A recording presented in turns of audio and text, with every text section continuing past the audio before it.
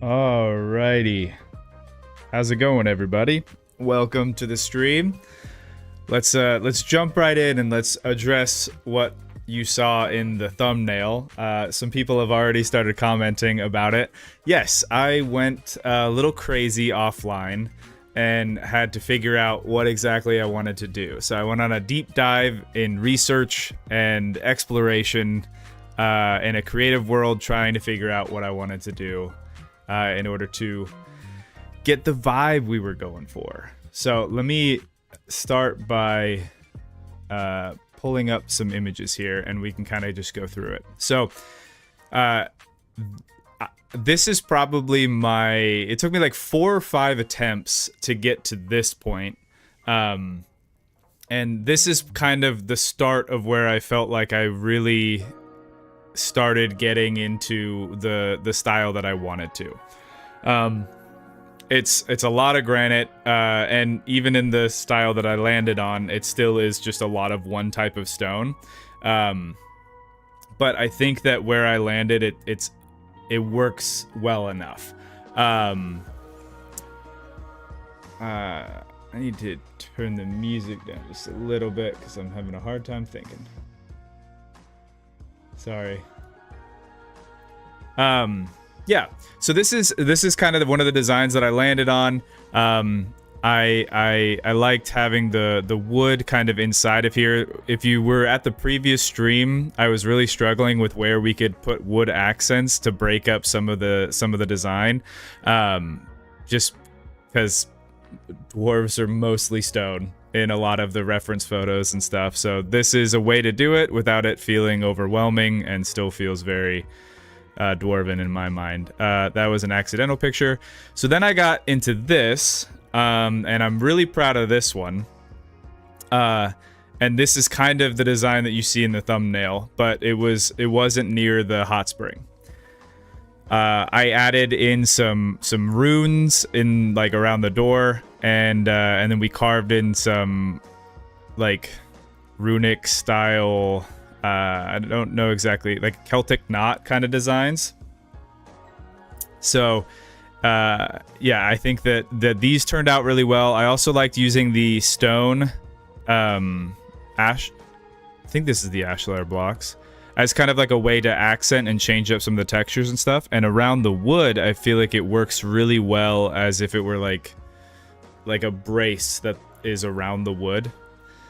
I also kind of through this process learned a lot about how I kind of want to do these windows and things. There's this interesting duality with like the Art Deco style and the dwarves and like what it ends up looking like. Because when I went into this originally, in my mind, the idea was like, okay, my character is a dwarf, so I'm like a block and a half tall maybe. Whereas the normal character I think is like 2 blocks tall or maybe taller. And so my idea is I was gonna do like smaller doors where if you're a dwarf you can get through easily, but if you're one of the taller races then you wouldn't be able to do that.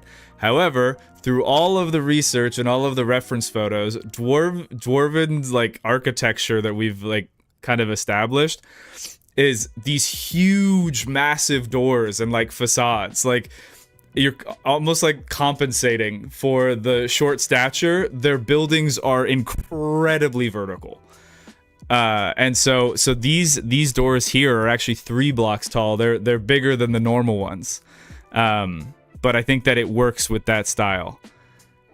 Then kind of going over here, this is just a more like top-down shot. These are mainly for reference for me later on, so I can keep coming back to this design and kind of understand what's going on. But I actually want to kind of get over to showing you the way that I figured this out. So from watching videos and stuff, I figured out that the key to the architecture is pentagons. I knew that it was like a geometric shape, and I think at first I was trying hexagons, but something just didn't feel quite right. And so if you have an upside down pentagon where the point is at the bottom, you have 2 different angles of lines. You have these 45-degree lines, and then you have these 30 something degree lines that go up on this other side. And by using this as kind of your compass for how you do your angles, you can look back at the building here. So all of these down here are 45 degree angles, and then all of the ones that kind of go up are the like 30 degree angles. And you kind of get that pentagon shape inside of this shape language. Now, up on top, I still went with like the 30 degree because it seemed to work out better that way. But yeah, it was really, really helpful in kind of grounding the whole build, because when you go into these kind of ideas, setting rules for yourself on like what angle goes where and kind of staying true to that really helps you figure out a design language, and then you don't have to rethink everything every time. Once you figure out a rule and it works, then you can like modify and adapt it, but you can kind of stick to that, and you'll be pretty good at making something that feels relatively consistent. Kind of going back over here. So these are the color palette that I was working with. These trees, this like blue one and this like kind of dark, almost purple looking one, I actually found you can't see it in here, but they're like walking distance. Like if I was standing here in game, you could see that tree over there. I didn't realize that at first. And so we got a couple different wood types to work with. I'll kind of wrap this up, but pentagons for the win. And then this was my first attempt at doing some kind of pixel art style, like almost statue looking thing. And I'm really proud of the way that it turned out. I think that there's definitely some things I can improve. If I did it on a larger scale, I could probably get like more details and stuff in there. But I mean, I think that the message of Dwarven King is communicated there. I think anybody that looks at that would be like, oh, okay, cool. So yeah, I was pretty proud of that, and so I might want to incorporate more things like that. Although, going back again to some of the research that I was doing, I think that by adding in the wood texture and the colors, I might have kind of strayed a little bit. I feel like a lot of the statues and whatever you would call these like relief paintings are mostly done also in stone, and so we'll have to maybe rethink that moving forward. But overall, I think it's pretty cool. I was pretty proud of that. And this is just another design that I was trying out. This was with the blue wood, and then we have this one of the stones that's really abundant around us is this monzonite, I think it's called. Something like that. And it's this nice blue. And so we'll probably also incorporate that inside. In fact, the blue is where what got in these windows. Anyway, continuing on this journey, let's just jump right over to what you saw in the thumbnail. So this is me actually incorporating the hot springs in here. Pretty proud of the way that this one turned out. I mean, it is just what you saw previously, copied and pasted over here with some adjustments. But if you were here during the previous stream, we were on the fence, kind of debating the idea of whether or not we wanted to go fully organic, or whether, you know, dwarves would kind of change everything to match their style. And again, I cannot emphasize enough, I spent a lot of time online looking at this stuff. If the dwarven architecture stuff definitely supersedes anything that is natural. I think that there are moments where you can celebrate like natural shapes, but generally speaking, it is very much like we own this, claimed it, we're changing it to whatever we want it to be, which is kind of the opposite of what like elves and stuff do, which is why I think there's that change. So the idea is going to be maybe inside of the building we can keep some of the natural stuff, but the idea is that we're going to have this hot springs kind of run in these channels, and I want these channels of hot water to kind of run throughout wherever this like developing town is. It's gonna be a minute before we get to fully this kind of stuff. Again, I was in creative mode, but now that I've done this several times, I can probably recreate it relatively quickly. So today, what I want to get into is kind of building maybe this main structure first, and get into it. But again, this is just a building facade. This is not actually a workable building right now, so everything is always subject to change when you're in survival mode, just because you are actually trying to play the game and not just make something that looks pretty. Okay, now that all of that is out of the way, let me turn this off, say hello to some people in the chat, and then let's go ahead and get into the game. Okay, wow, a lot of people here today. For the chisel during the third Dwarf Fortress. I think this video is broken. I keep trying to skip ahead, but it won't let me. Nice. Yeah.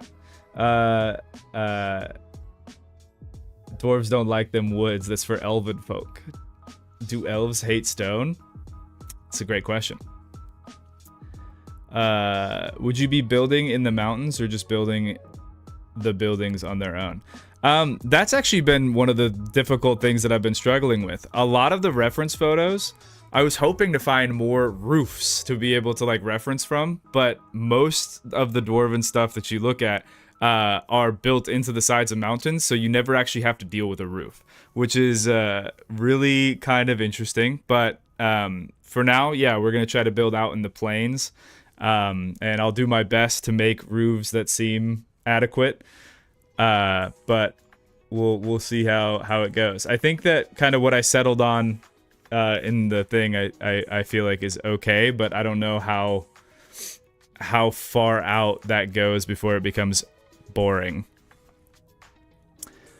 Okay, let's let me resume time and kind of update you here on where we are in the survival playthrough. So, it is almost 4 o'clock in the morning. My game has just... Okay, there we go. Yeah, it's like 4 in the morning.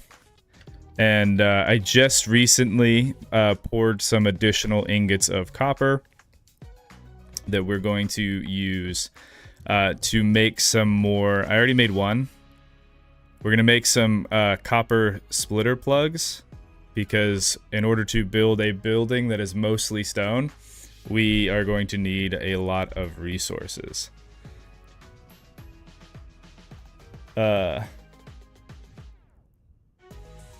Nice way to put it. The stone does feel more gray dead, more like you put your intentions on it, but wood is to live with you. Correlation? 4 a.m. No, it's 4 a.m. in the game, not me in real life. Okay, I think these are pretty much cool. So let's throw these in here. I think, let me think about the plan here. So I'll probably do, I would prefer, I might need to make actually even more. Yeah.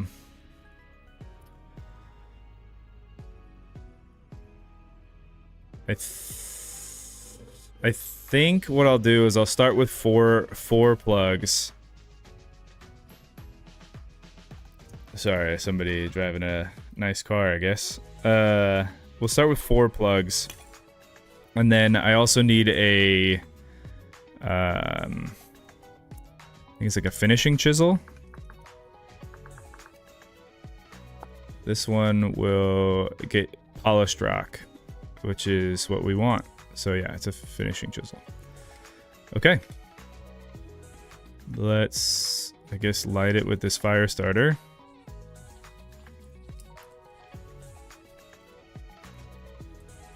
And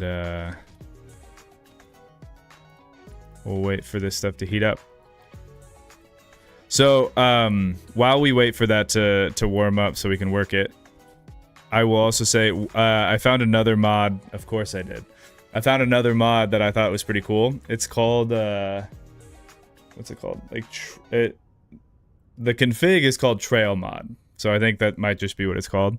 But the more you walk over like grass and dirt and stuff like that, the more packed down the stuff becomes, and you end up with desire paths. So you can already see that it's starting right now. Like, I think it's like I changed the config so that way it didn't happen immediately. But as you continue to walk around the base, you'll just keep like trotting down paths and stuff. And then, unfortunately, the mod doesn't change the movement speed that you get like with normal paths. But at least you can kind of see where you should build a path, which I do think is pretty cool. I also think that animals can cause this as well, which will also be pretty nice when you're trying to find them in the wilderness. All right, let's get smithing here. We want a finishing chisel head.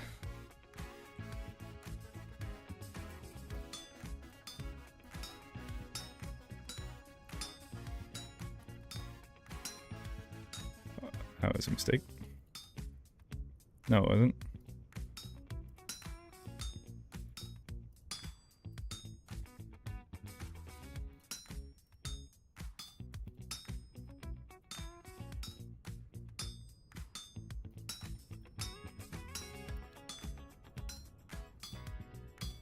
It always feels so wasteful to do when like over half the ingot goes away when you do chiseling. That's a bit of a bummer. All right, and then the rest of these we're gonna turn into plugs. So copper splitter plug.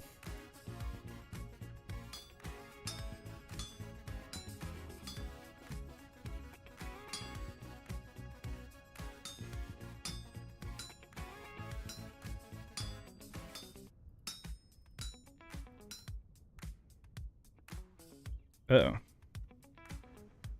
Something's going on. Oh, we're good.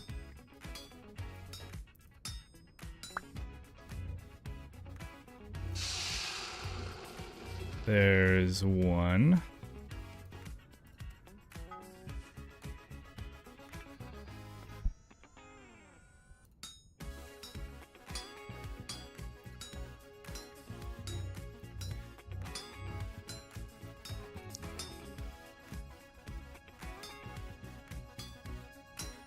I think there's some of the recipes for certain things that you can build. They say they require 2 ingots, but I think that there's actually ways, if you're like really careful, that you can get away with doing 1 ingot. I think nails and strips might be one of those. You just have to like, you can't miss a click, but if you're careful with it, I think you can. Let's do this.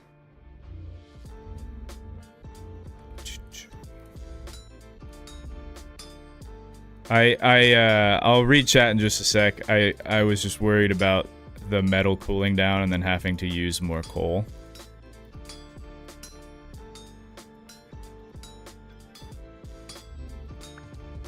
To heat everything back up, because, you know, we don't want to waste coal.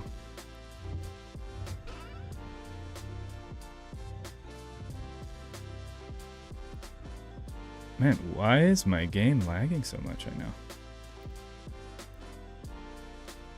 It can't possibly be the 500 mods I have installed. It's not actually 500 mods. But it is several. I wonder if it's because this bird over here keeps trotting down a path. I don't know. Hopefully it's not the trails mod, because I really like that one. Okay, so we have the copper splitter plugs that I wanted. I have enough. No, I don't. I need just a little bit more in order to make a full 2 more. So we'll stick with the 4 for now. Okay. I finally caught one. Let's go. What's up? Nickel C, how's it going? Do you have the blacksmith mod that you get nuggets from the wasted material? I do not, but let me... What is that one called, if you don't mind? Because that sounds really nice. TY for streaming while I'm at work. I can listen to you while I paint. Hey, happy to be here. Okay. I'm trying to think... I wanna move over to the new location sooner rather than later. We do have crops growing over here, so I want to at least get like a harvest from them. Let's see. But as long as we get the seeds back, I can kind of move over to the new spot. But yeah, we have a good amount of stuff that's kind of growing here.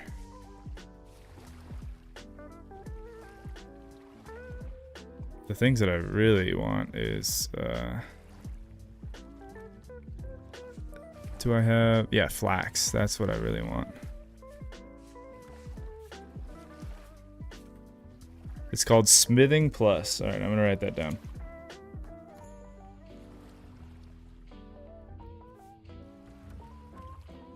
Yeah, because all of that wasted material is such a bummer. Okay, let's grab some berries while we walk. So I think what I'm gonna do is kind of take inventory here on what we should bring, and I think we're just gonna walk over to the spot and kind of start making some plans for a shelter. Obviously food is going to be important, but we have a lot of berries that we can eat because we're in June. So, and I don't really want to... I mean, I guess I could just throw a chest... No. I have very limited space, so we'll be maybe subsisting on berries for the first little bit.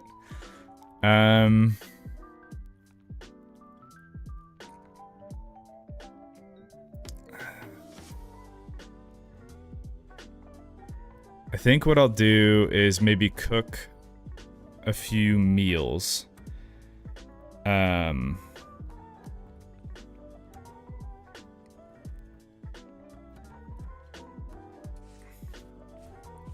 I do have carry-on, the carry-on mod, so I could actually bring like 2 chests. I would just be walking really, really slow.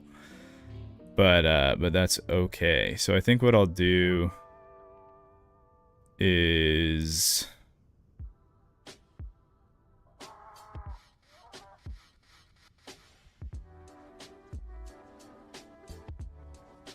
Moving in video games is always such a hassle, which is why I want to do it sooner rather than later, because as soon as we're out of just like a basic starter hut, moving just becomes such a pain. I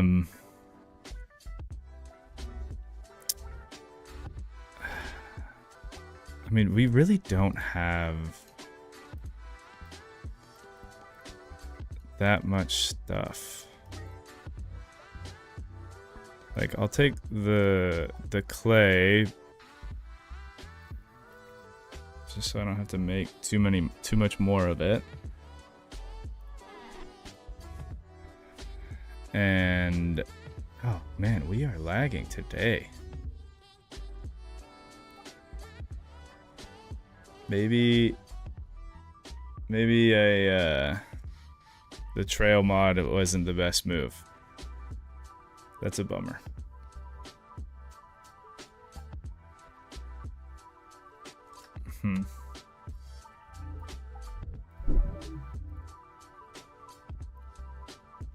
All right, if it happens again, if it keeps causing problems, then maybe I'll take it off and then we'll just kind of restart. But I think I'll bring some of these handles with me, so if my tools break, I can kind of put them back. We'll bring the plugs.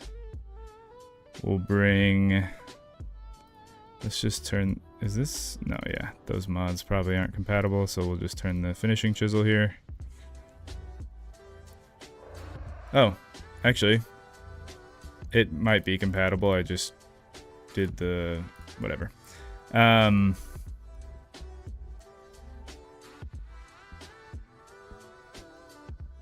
Yeah, we have handles. Dry grass, I'll probably just use as the binding for the time being. Let's bring a hammer. Obviously the chisel, the saw, and I think I'll just leave the forge intact for the time being.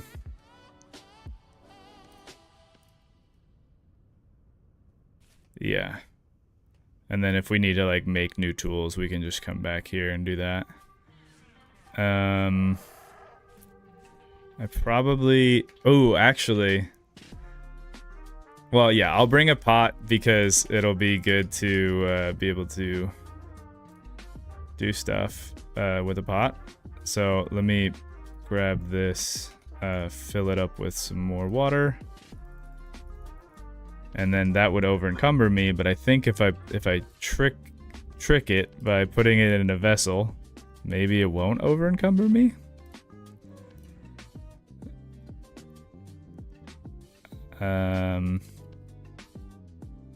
Trying to think what else we should take with us on this first go. Probably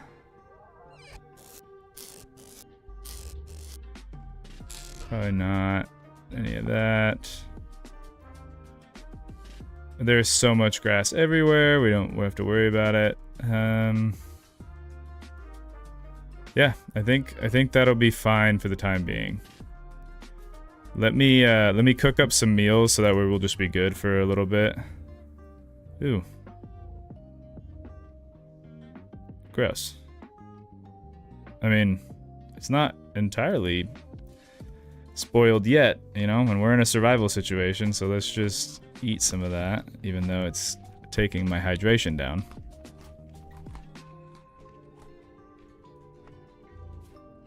But we have water, so we'll drink some water.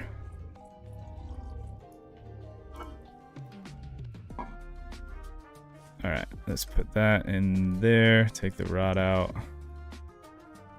Let's put that rod in here for some reason. And then down in this spot, we have our mostly spoiled red meat, our not spoiled red meat. Let's just make a nice like mushroom stew here. So we'll put that in there. If I do double mushroom, ooh. Nope.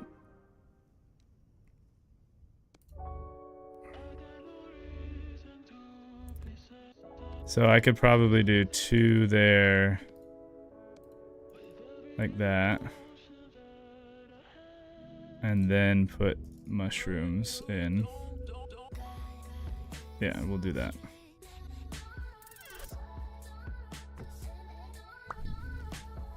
Oh, I don't think I have any wood in there. Well, that would be a problem, wouldn't it?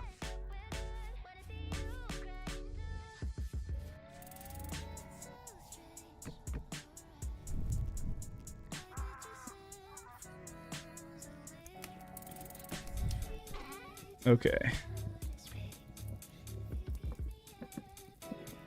I think I'll bring the red currants with me just because those are gonna spoil soon anyway.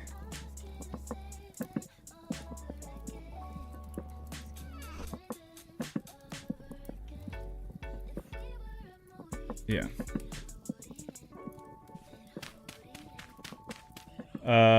Something else. Oh, don't get me started. I was playing the game on a server and it made me kind of forget what was a mod and what was vanilla. And when I started playing single player again, I was shocked by the amount of waste blacksmithing is in vanilla, right? Howdy, Mr. Mavin. Finally caught you live. Rockin' Stone. Hey, welcome to the stream. Thanks for being here.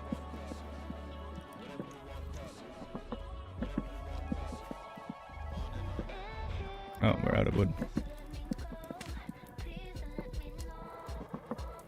this song.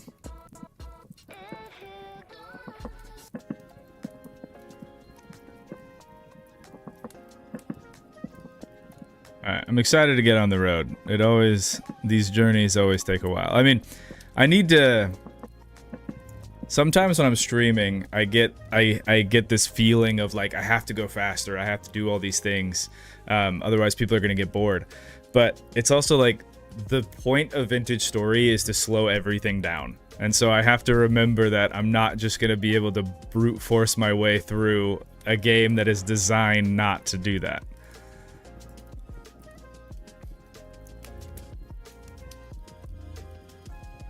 Alright, we'll leave... I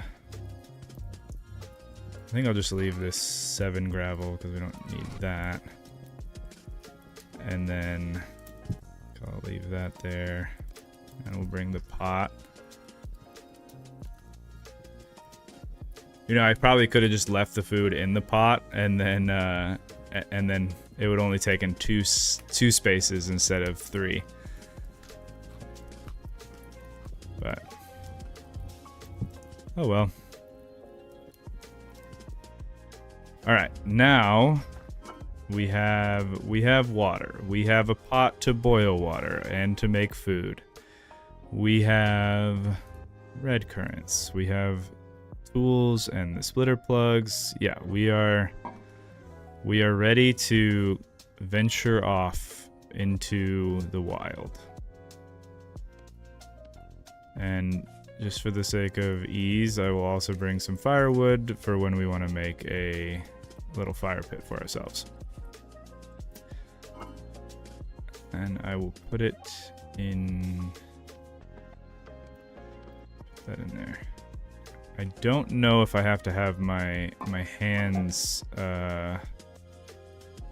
empty in order to carry.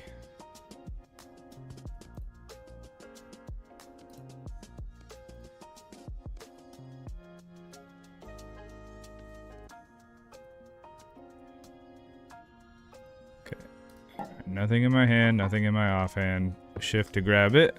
Alright. And then I'll put it on my back. There we go. And now let's pull out the walking stick. Awesome. Okay, now we go on the journey over to the hot springs. So, one of the other things that I changed after a long time of doing creative and building, I took away the sideways soil instability. It's not worth it for me. Like, I know that sometimes I really like to add things that add difficulty, but it wasn't even like it really like added fun mechanic difficulty. It just made everything more annoying. And so I finally said no, especially because with the style that we're trying to build in, a lot of it is like butted up against a wall. And also because of the world gen that I did, we have like 300% land forms and stuff, which means that there's a lot of like really sharp places like this, and any creature that spawns or moves around on them caused lag spikes like you wouldn't believe, because like half the mountain would come crumbling down. And so between the lag and the fact that it made building really annoying and made me not want to do it, I was just like, you know what? Let's just get rid of that.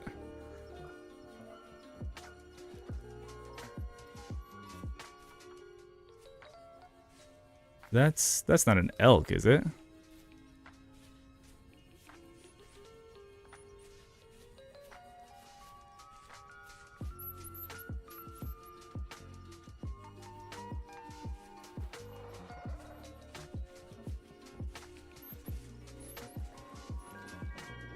No, it's a giant deer.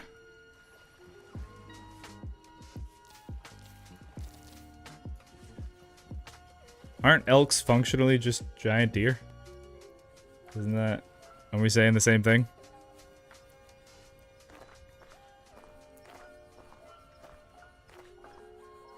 So there's also this stuff, which I didn't build into the test builds that we did, but that's kind of an interesting style as well. I think that, what's it called? It's pyroxenite.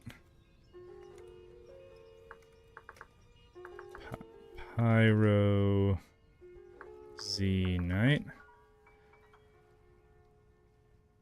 Yeah, it's kind of this like reddish, brownish color.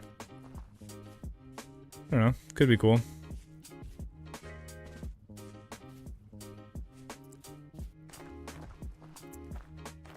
Return of the Murder Moose.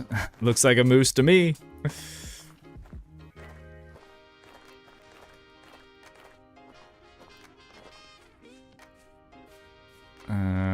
Let's put the chisel up there, because I see some resin, and whenever you see resin, you should probably stop and get it.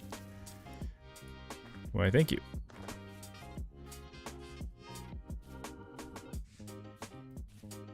Alright, so we want to go down over there, probably want to go around that river.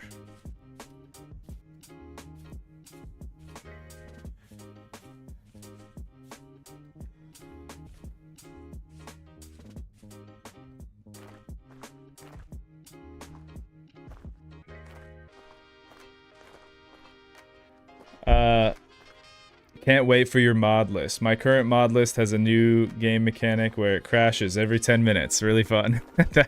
I feel you. I've definitely been there. My friends say I have a bit of a modding problem. And I get about to the edge of where the game is unplayable before I tone back on mods. Now, when I put together mods, I do try my darndest to find ones that won't, like, overwrite or interact with, like, the same files. So, like, I try, but, you know, you can never guarantee.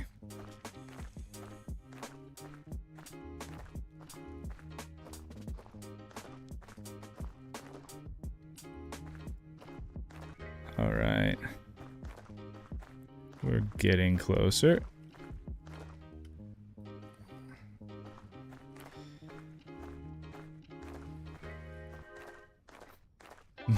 My mod list has a mechanic where you can go blind and corrupt your save file. That's rough. Definitely want to always make backup saves. I've learned that the hard way a couple times. Okay, so this is granite sand. So I'll actually, I think, mark this. Because that's like one of the textures that I want. I just don't know what to mark it with. Shovel?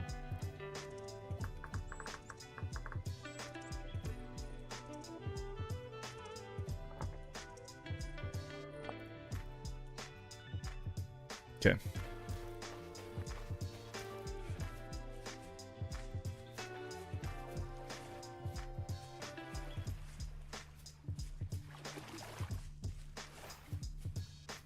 A lot of animals around. Which, I mean, bodes well, especially for hunting. My mod list doesn't exist. Well, some believe that that is the better way.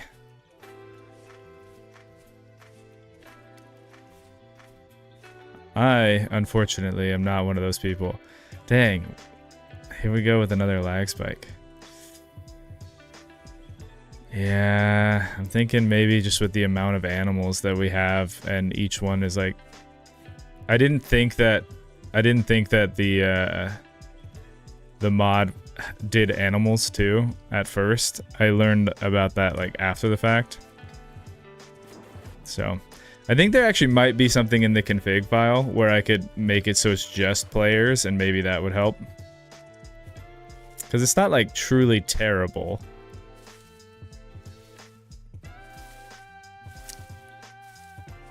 There are many people who believe no mods is a better way. Those people are wrong.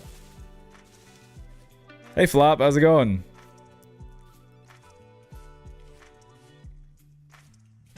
All right, I think we're pretty close now. Yeah, super close.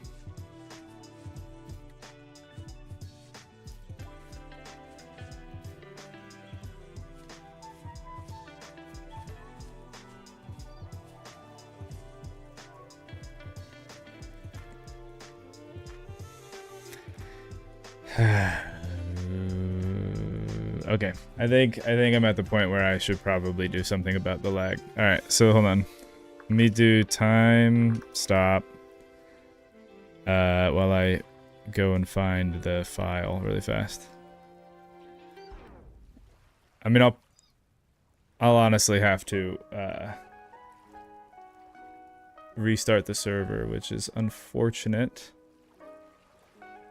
Let me go to trail mod config.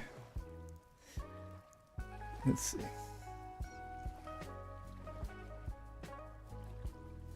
Only players create trails. True. Save.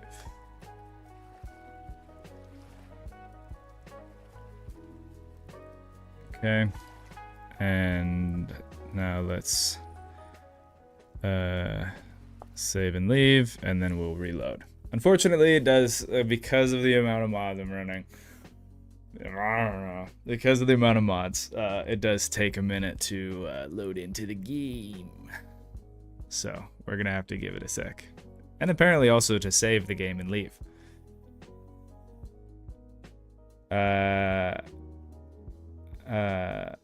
Mavin, when are you playing again on a server? I don't know. I mean, I should talk to Rick,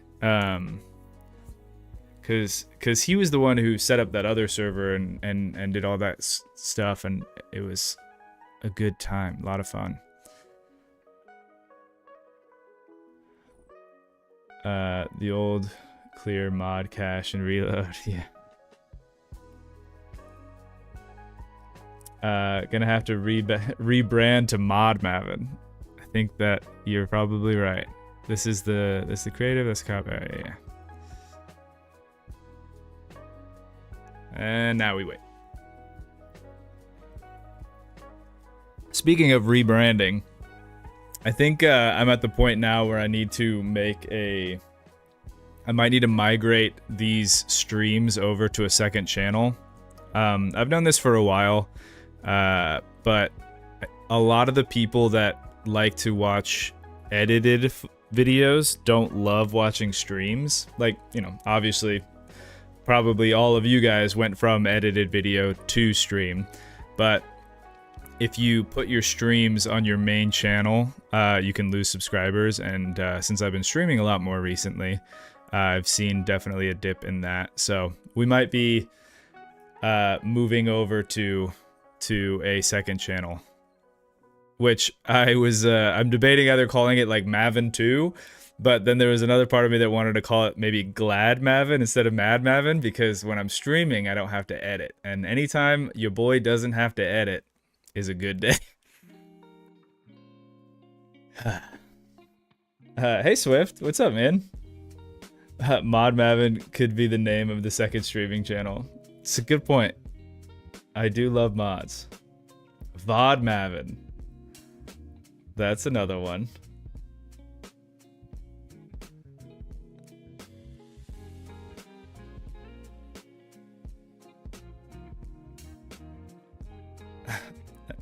Yeah, I don't know. Oh, now the Nightbot thing decides to work? Hey, no. This isn't a sponsor stream. That Nightbot thing didn't work on stream the other day when I was doing a World of Warships stream. And I was like so stressed about it because I was like, oh no, but now it's on. That's really kind of funny.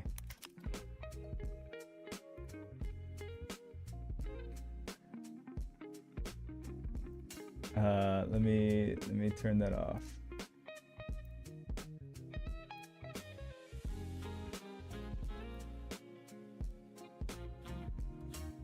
All right.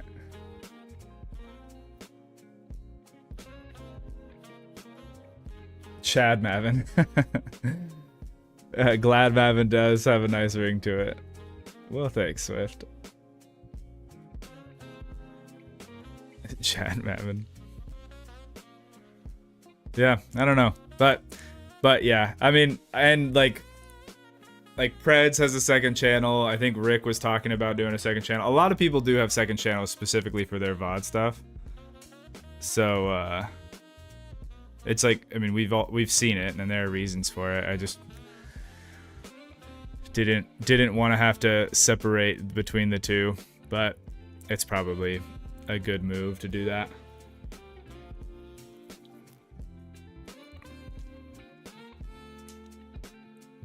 Man, when are you gonna do more Project Zomboid? They rock.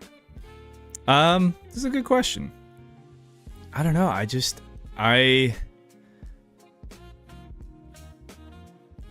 I haven't been super interested in Zomboid recently, but that being said, I have seen some stuff that has kind of been piquing my interest again.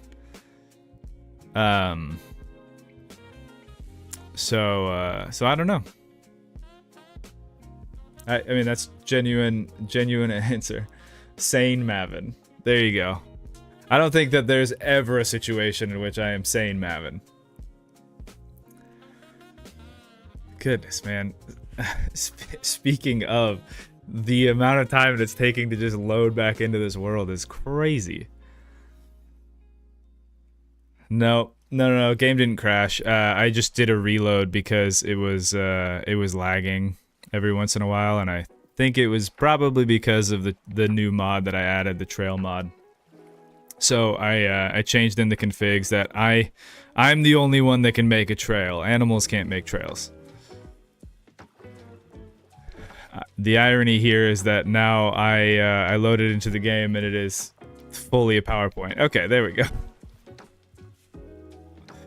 All right, let's keep on walking. I have a 1000 in PZ. I just can't take it no more. Mods carry build 42 and 41. It's sad the developer is so slow. Yeah, that's honestly like one of the things is like, in order for I mean, it's what drew me to Zomboid, but also it can be a little bit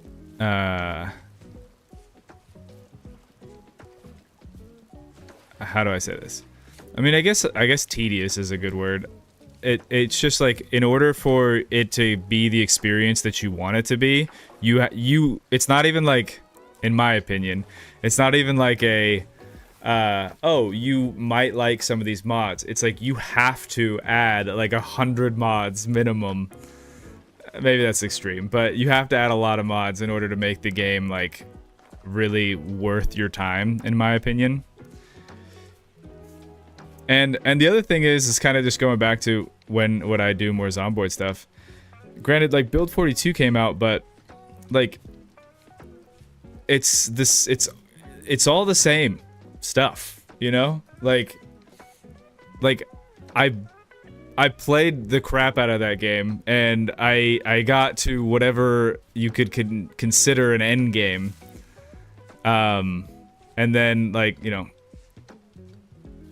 I guess I would just need like a compelling enough different challenge in order to want to do it again, because I just don't want to repeat the same thing again. That's kind of how it is. Get back into Zombie, but I'm waiting for stable release. The game wants your new channel to be lag Mavin. Yeah. Your builds are so good in Vintage Story that I put them in a D&D campaign. The players will never know. Keaton, that is awesome. Wow, that makes me feel really good. Okay, so this is the spot. Oh, have I been oh, whoops. I paused time when before we logged off, and I forgot to resume time. This is our spot. This is where was in the thumbnail at the beginning. So we'll be building. We'll kind of like dig down around this area, and this is kind of where we'll start here. Have anyone asked the number of mods running here? I think it's like we're up to like 113. By the way, would you ever consider doing a vintage story server? Absolutely, I would. I think that doing a server would be really fun. Like, there's a part of me that really likes the idea, the antisocial part of me, and like also the everything needs to be just right part of me is like, dude, what are you talking about? You would hate that. Which is, so there's just that back and forth in my head. Okay, hold on. Let's put the fire starter there, the shovel there. I'm gonna need that shovel in just a second. I have some sticks, so we can make a tool holder. Put that there, and we'll put my hammer and my saw and the chisel and the finishing chisel up there. And then I can take this off my back.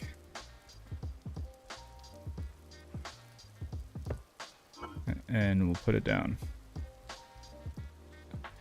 Okay, and we'll drink some water. So, I was testing something out in creative mode just to see if you could drink the water from the pond. And if you look at this ceramic jug right here, right? If you look at it, it says 3 liters of boiled water. Now, that jug is full. So let me put the full jug back in the pot. Okay, so this jug is empty. But if you come over here and you fill it from the hot spring, it says 3 liters of hot water. Now, it doesn't say boiled water, but it doesn't give you the same debuff that drinking from like a pond over there does. So it functionally acts as if it was boiled water for the sake of the hydrate or dihydrate mod. It was not something that I had originally anticipated or thought about, but it is something really cool that happened. And I am excited to use that because now I don't have to boil water quite as often. Pretty sweet.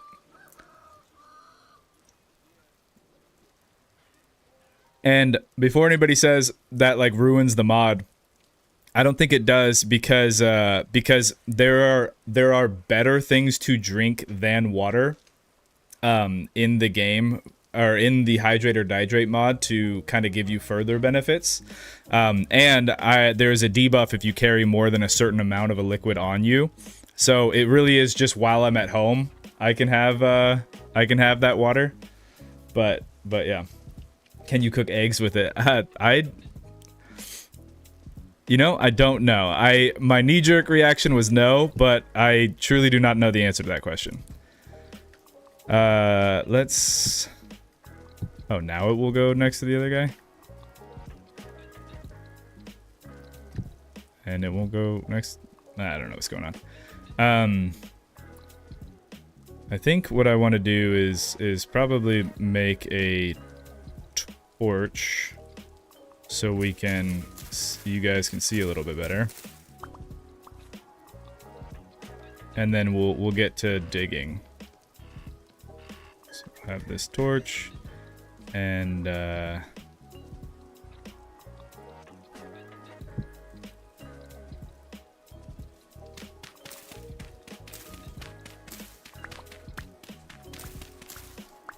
we'll get on with it here. Me and my ungodly amount of wine. Yes, that's one of the things is there's wine in the game, but it doesn't, I don't think, have a significant kind of advantage or anything. Which, it doesn't have to, but it'd be cooler if it did. And so in the hydrate or dihydrate mod, you do get, like, I think they say in the mod, like, the seraphs have some kind of ability when it comes to the way that they metabolize alcohol, and it gives them some kind of bonus, is how they kind of narrated the benefit. Alright, let's put that there so our torch doesn't get rained on here. I could have swore... Oh, I already built it. Yeah.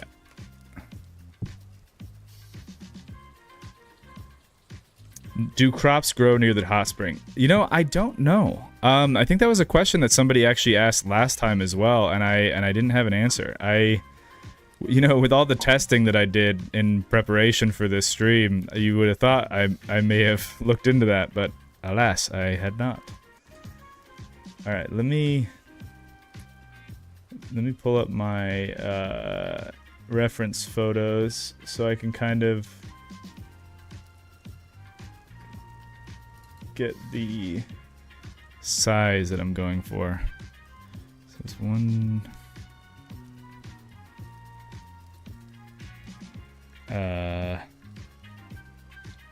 2, 3, 4,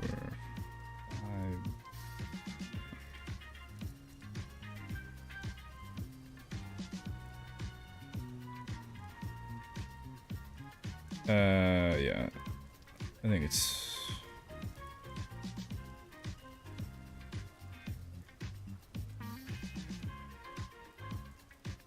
2, 3, 4, 5, 6 down from here.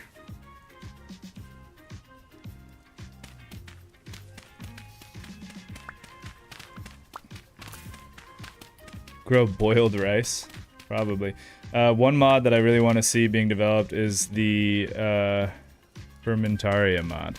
I haven't seen that one. One mod that I am super excited about is the airships mod.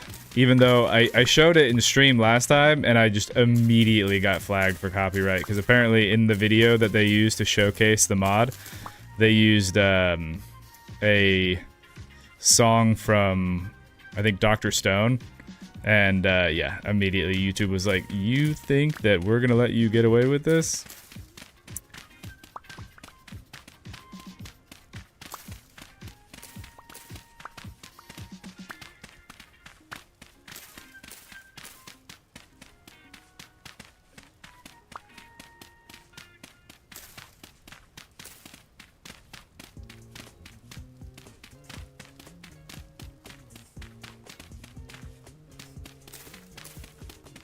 It's so nice to be able to dig without everything screaming at me and falling over and wasting my time. Alright, let's take...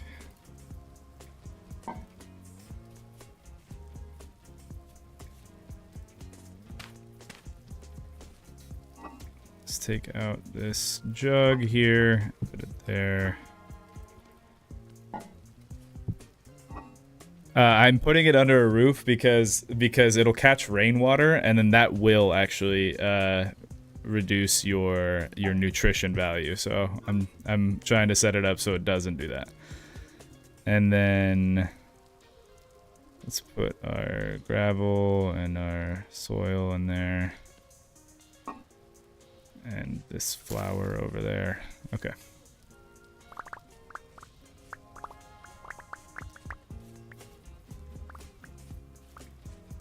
So that's 3. Gotta go down 2 more in order to get this where we want it to be.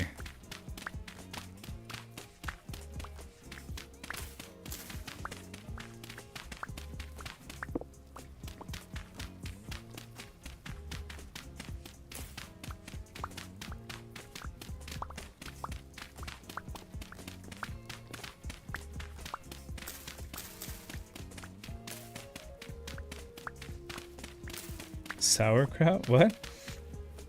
Rick wouldn't approve. You're right, Rick wouldn't approve, but Rick's not here, so he can't hurt us. It's like Rick just spawns in the chat. Yeah, it's just not worth. Honestly, it's like the lag spikes just immediately. Like I get the idea of a challenge. I mean, trust me, I get it. But yeah, when you're like during a storm, a temporal storm, and you have all those mobs spawn, and then your game just is a slideshow while all of the blocks around you just continuously fall down. It's just not. It ain't worth it.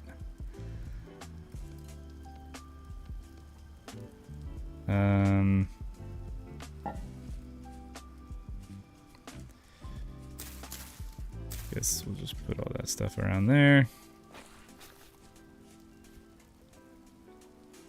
And I guess I can just throw the blocks away somewhere. Let's just throw it over there.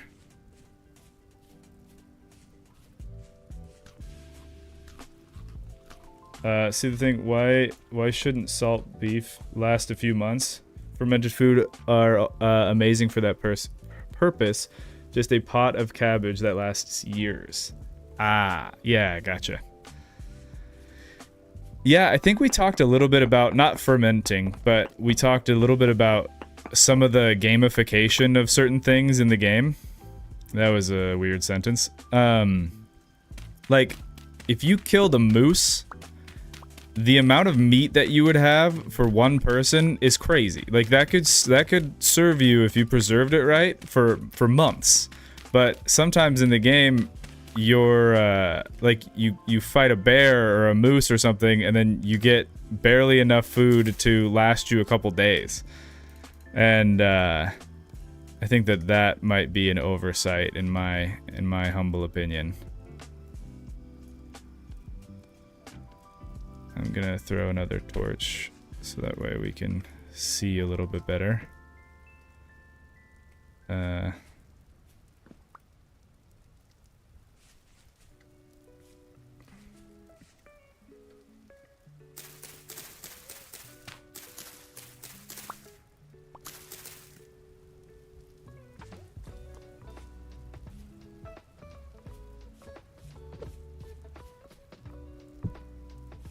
Okay.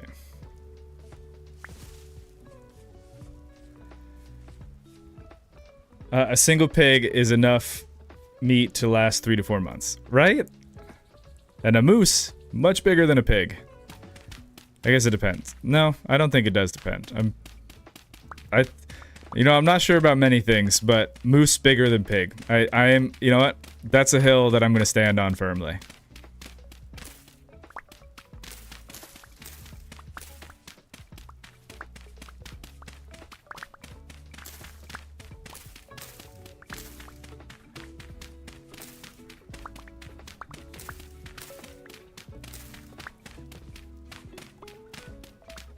Cow is 12 to 14 months.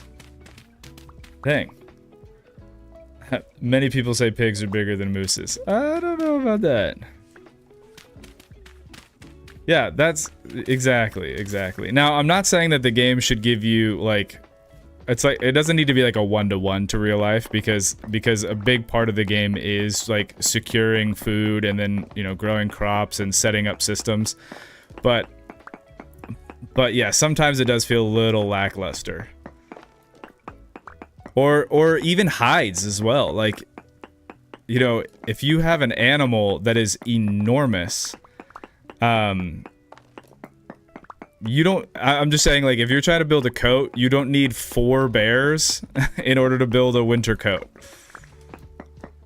Right? Like, one bear has more than enough, like, hide to give you, like, a hide coat.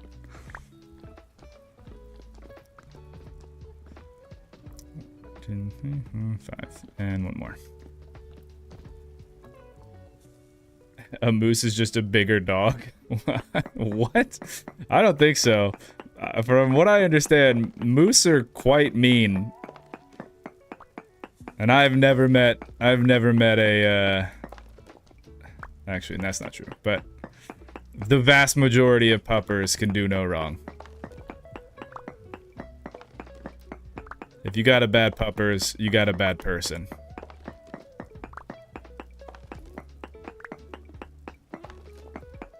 That's my hot take. Dogs are joyous, lovable creatures.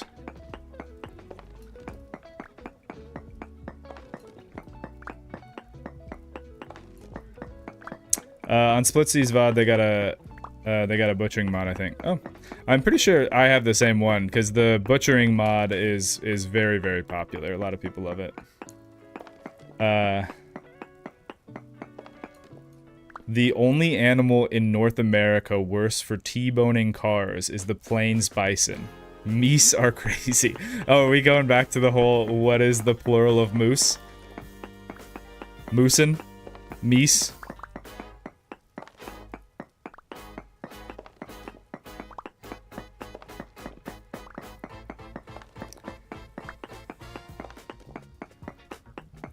Yeah. I actually didn't know that.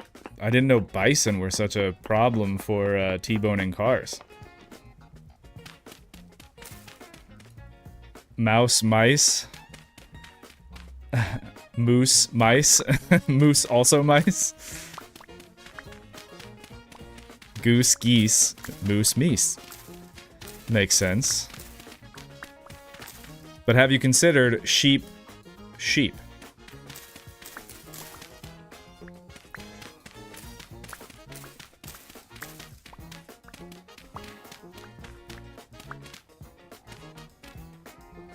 Whoa, what? They T-bone cars cars are 30 miles an hour and then they run away unscathed. Bison are wild. That is crazy. I don't know like what classification, but bringing that up again, I had talked I think last stream about this show that I really enjoy, but if you guys have ever seen the show Alone, I think it's like the History Channel or something. I don't know what it's on. I watch it on, I think, Netflix. But it's like you have all these like crazy survivalists that go out into the Arctic Circle and then, you know, have to survive for however long by themselves. And it's crazy. But in one of the seasons, this guy, Roland, he found... Dude, this is the most wild thing I've ever seen. The dude found like a nail, like an iron nail that's this big, and then he heated it up in his campfire, and he was able to like turn it into a shiv, which he then proceeded to use to take out I think it was a musk ox. He like prison shanked a musk ox, and yeah, that provided him food for the rest of the time. It was crazy. Absolutely crazy.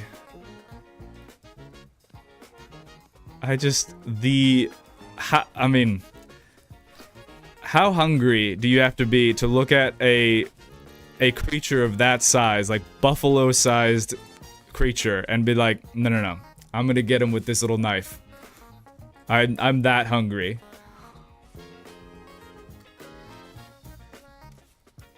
Absolutely insane.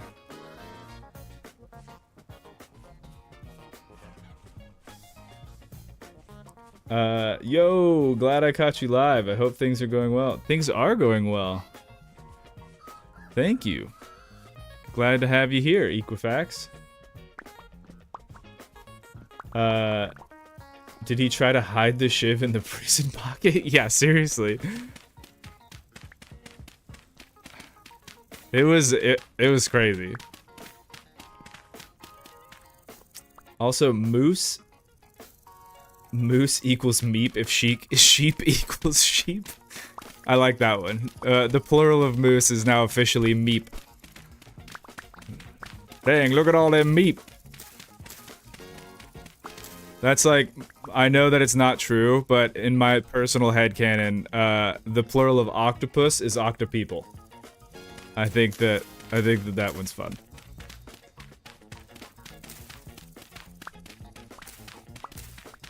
Especially because wasn't there a thing where I get science, you know, science, the general concept of science, decided that octopus are sentient creatures. Which I don't even know fully what that distinction means.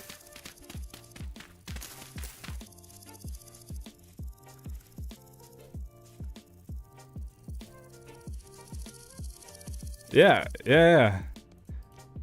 I mean, I would have to assume that that classification means that they... Oh, it means they fear death. Well, now that... Now I'm sad.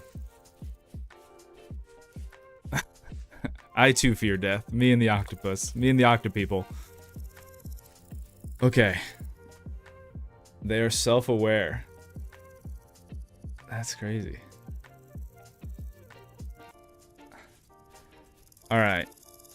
We have the area dug out here. I probably should have done some counting here. But let's find the middle point of the hot spring. Or I guess like relative middle point. So I think that'll probably be fine. So we'll have it there. And there, and probably there is fine. Actually, we'll do here because it seems I have more room on that side. Oh, cool. All right, so this is down there. We'll have our door around this zone. Okay. And now I need to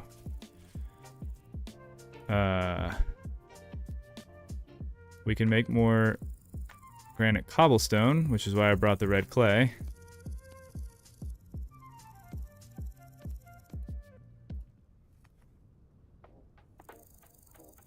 And let's get this set up. Okay. But before I do, I need to think about some stuff here. So the gravel will fall. I took the gravity off. I took the sideways instability off of soil. But I think gravel and sand still have gravity. With that being the case, it probably doesn't make a ton of sense to try to dig a house underneath the gravel. So I probably want to come out a bit. Okay.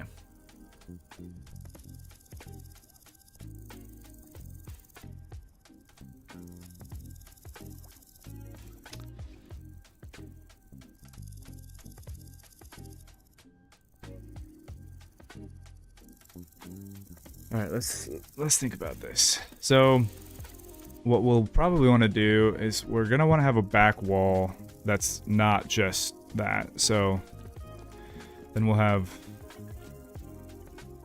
what's a good like interior here? We can always build to the sides. And then kind of like around this gravel pit, and that would be fine. I mean, let's see.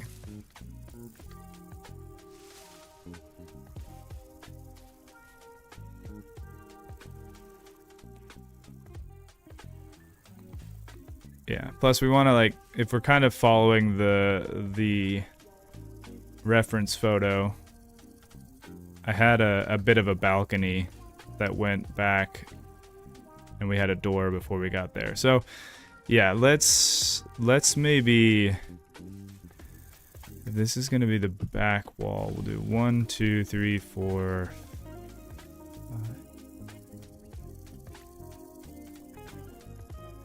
5, 6.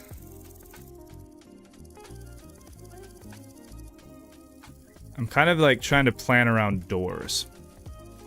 Because if I do an even number, then our doors will either have to be 3 wide or 1 wide. But I think we're kind of wanting to go with the grand double door kind of style, so we want to build on evens. So 1, 2, 3, 4, 5, 6 on an interior. If this is the wall, I think 6 is probably fine, especially since we're just now getting started here. So that's actually not what I want.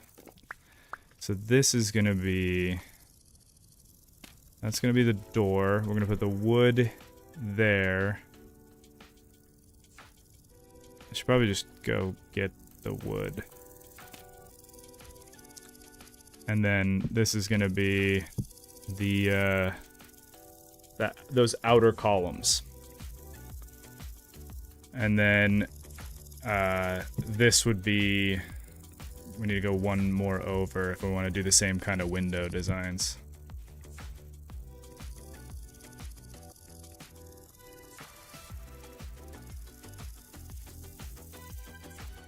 Yeah, like I said, the one in the thumbnail versus what's actually going to be realized in the survival game, obviously always going to be a little different. This was it was just mainly a kind of a launching off point. So let me go get the wood that I wanted for this build. Fortunately, there are a lot of them around here, these trees. Oh, also, offline, I did catch some chickens. Oh, did one of them die? Or what is that? Yeah, it died. Oh, because a rabbit got in there. Oh, well. I haven't done anything with that yet. You can finally be a... you can finally be a hot tub streamer. Oh, my dream. How did you know?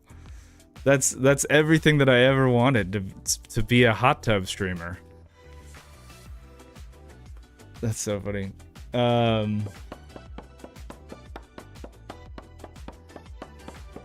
Mavin stream, what a pleasant surprise.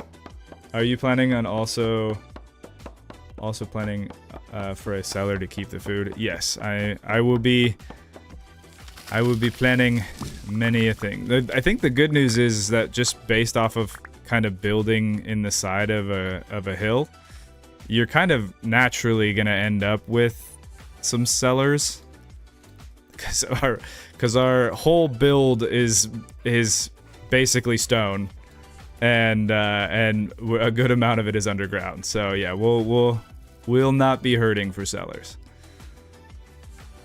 All right, so then this is the wood. This is wood, like that. Great, and yeah, and then for the time being, I'll put that there.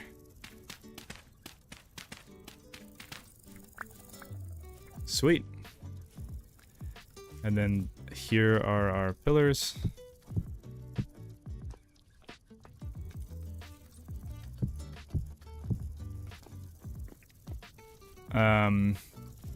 I'd actually what I want to do here is have dry stone. So because if you look at the dry stone versus the normal cobblestone, the dry stone has like a darker texture on it, so you can kind of get this gradient. It's subtle, but it makes a difference, and so it's worth it to add it in. Good builds are always about, like, the different. Let me rephrase. The difference between a good build and a great build are the subtle, small details that your eye catches. All right, I'm gonna go do some quarrying.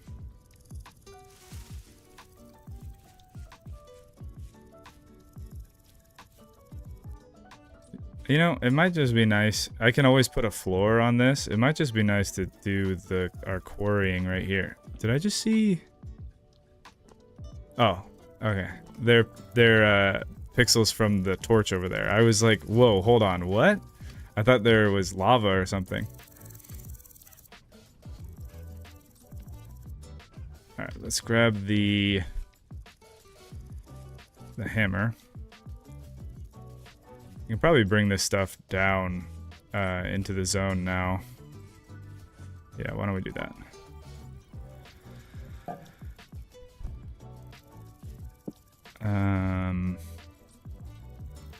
Well, probably won't do that because I don't have the inventory space for it. Okay.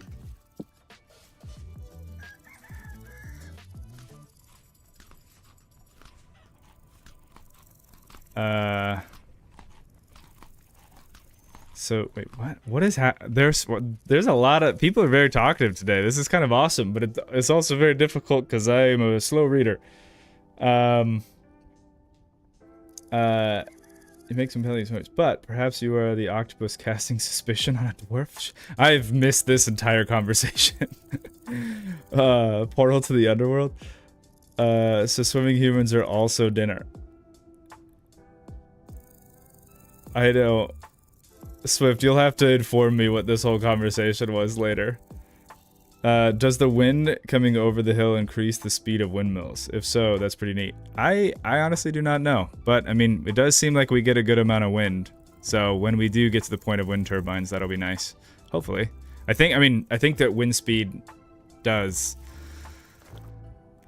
you know, now that I say that out loud, it seems like a silly sentence, but yeah, I think wind speed helps windmills. All right, I'm going to start quarrying this spot, so I think we'll do 2.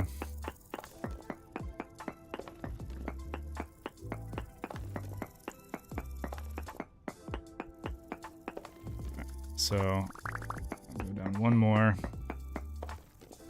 Put that there. And there, and I only have 4, so we'll have to do it this way. And then we'll go like that. And there we go. We have ourselves a small stone slab. And then I can take this small stone slab, plop it down over here, and I should have... I need to go get my finishing chisel.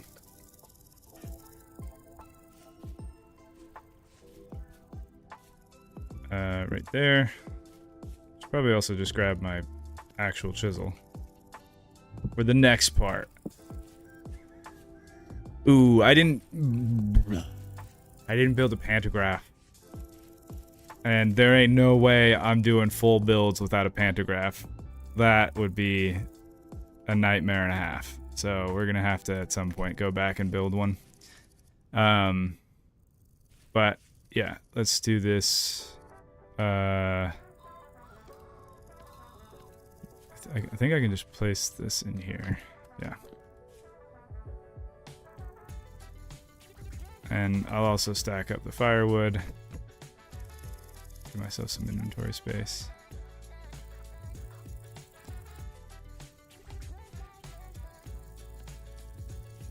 Okay, now we get some polished granite here, and then we take this, and I think I take that, a chisel, and a hammer, and then I can get this granite rock slab. Do a couple of those. I will just do all of them. Okay, and then you take that, and I think put it in there, and then you get your ashlar blocks.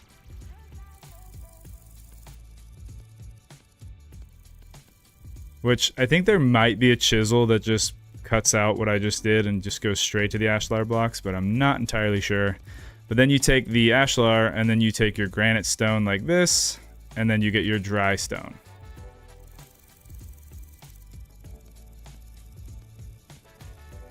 And then, kind of going back to the point I was trying to make earlier, if I take these out,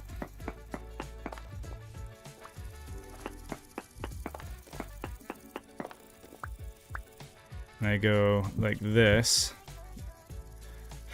I know that might seem like not a lot, but it's a gradient, and it makes a difference over a bunch of different time. Yeah. And I do need more granite stone. Is there a... Oh yeah, it's like the crude chisel. Sorry, we'll just get this stone the old-fashioned way for the time being.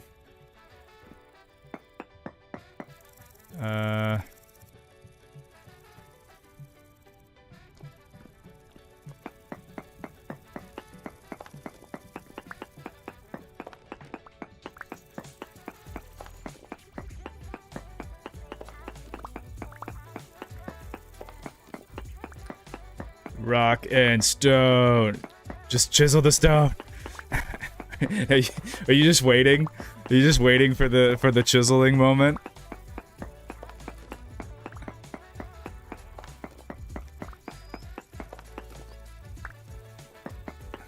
Stop messing with us. Just chisel it.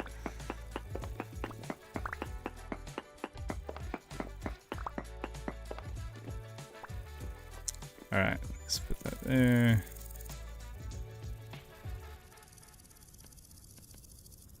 Fortunately, we're starting slow. We're not doing like a full building the size of what we saw earlier, so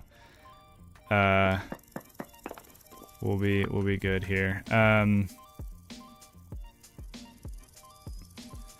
Yeah, so that there, and then this is gonna be like this and this, this and this. I definitely need to get my pantograph, but since I was requested to just stop and start chiseling, let's get this shape set up.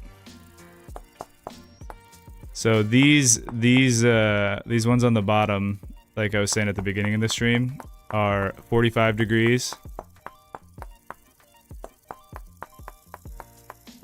And then the ones up top are like this is a 1x1, this is a 2x1.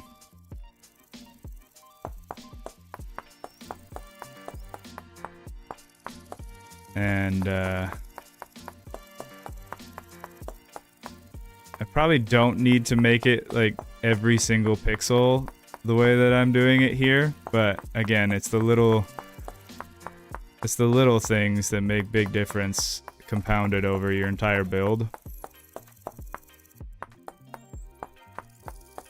And I did mess with several different iterations of building before I settled on what you saw in the thumbnail, and I tried different combinations and different angles and stuff, and this just seemed to be the one that worked the best for me. So there we go. There's that one, and then likewise we will chisel this, but this one's going to be a bit different because we're doing 2s instead of 1s. So we'll do like that. And then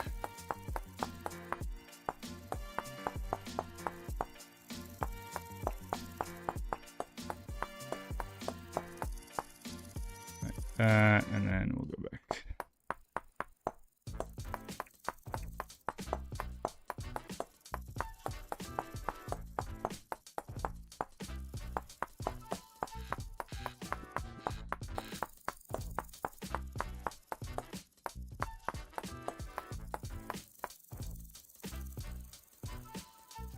Mav and Angelo.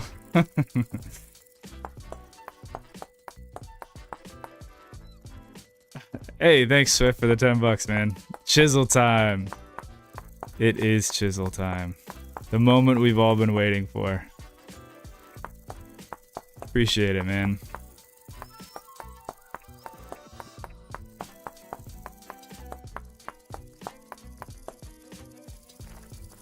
All right, so that's stage 1, and then for the second one, we'll do like that, and then oops.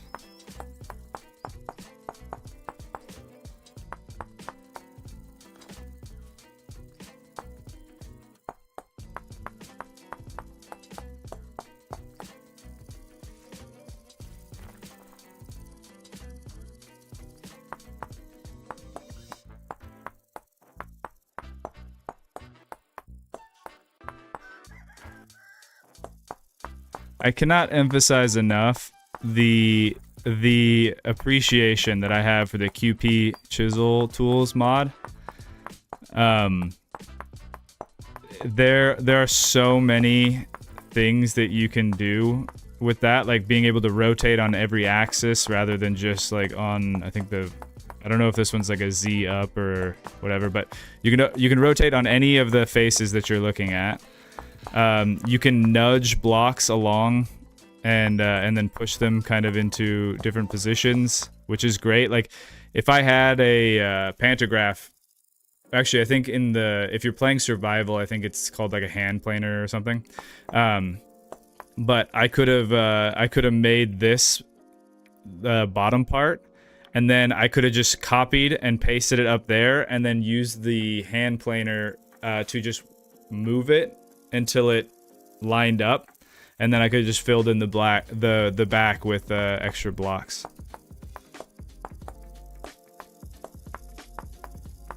Which for a build like this, we're a design like this, not incredibly necessary, just because that isn't terribly hard. But when you have like way more complex shapes and you're just trying to like nudge something over, or you like miscounted, just being able to have the freedom to do that kind of stuff is really, really nice. This is also, hold on. I think in order to make these, which is what I want, I need mortar, which is the process. So I think maybe for the time being, in order to get around the mortar, I'll just use the polished stuff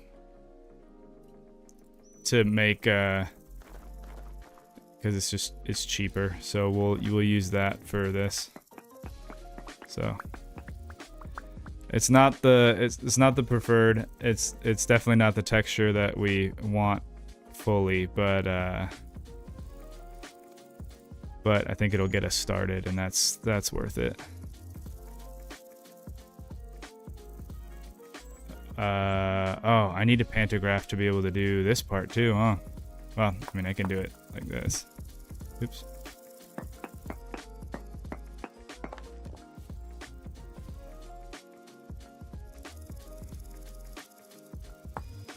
Like that.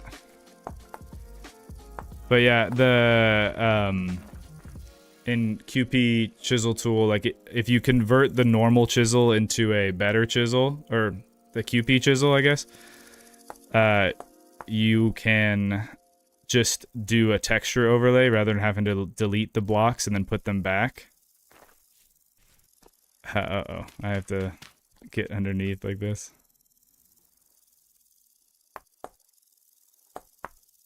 Okay.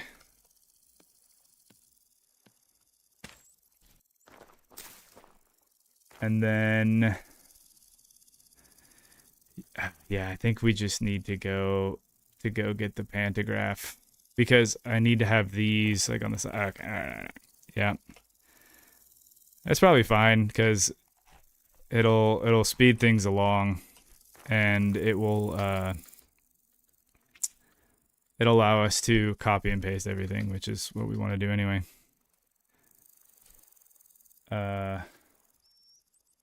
I still want to know what a pantograph is. I don't know what a pantograph actually is in real life, but in the QP Chisel Tool mods, it's what you need to be able to like copy and paste stuff. I don't even know why I have this fish basket. Can I just plop that on the ground so I don't have to keep it in my... Yeah, there we go. Don't want it in my inventory right now. Let's put the red clay in there. I guess I'll bring the fire starter. Let's put the chisel back. Probably should keep the hammer if I want to build new stuff. Before I head home, let me actually make a little wish list here. And restart the music. Oh man, I also might need to change my shirt, because it's getting really, really warm in here with the computer. Okay, so we want I think it's like a rough cut chisel.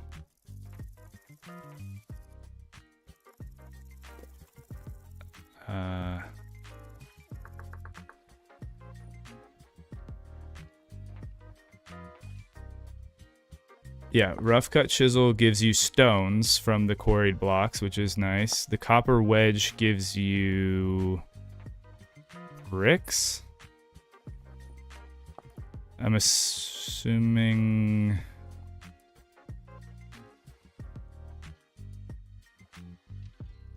is the brick that it's talking about so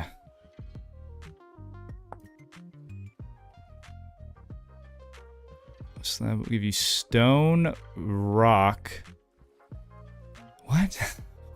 Wait, what? What's the difference between okay, stone and rock and stone? What's the difference? Can somebody please in the comments tell me the difference between rock and also stone? Okay, so we know about the polished stone. That's great. Bricks. Should I assume that the bricks are the ashlar things? These guys? Yeah,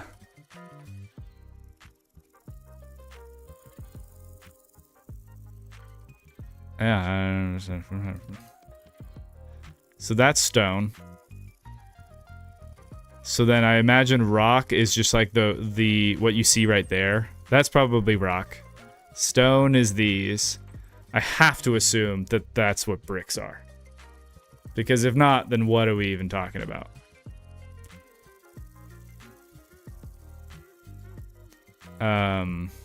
Okay, so then I don't need... I need a rubble hammer in order to get the stone to make that. That's what I need. Okay, so let's get a rubble hammer. We want a pantograph.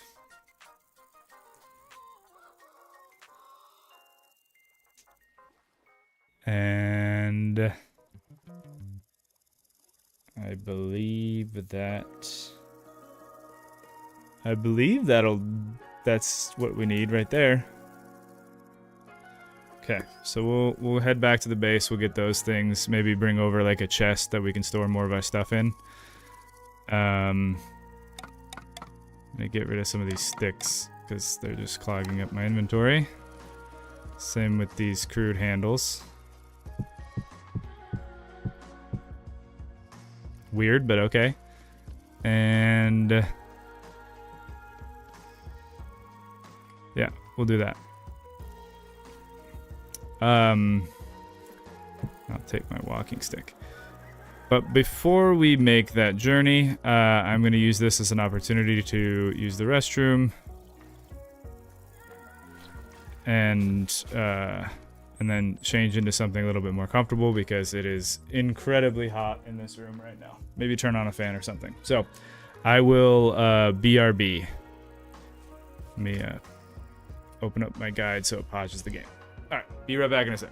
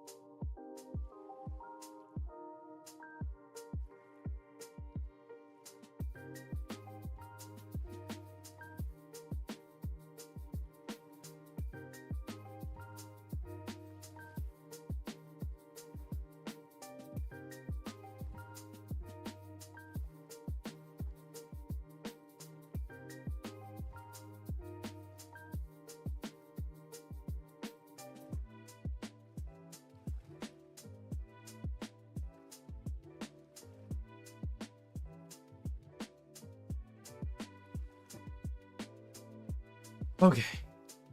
We are back. And this time in shorts and a t-shirt. Already feel so much better. Okay. Let's keep on going here. Yeah, rubble hammer and pantograph. I think I'm gonna need a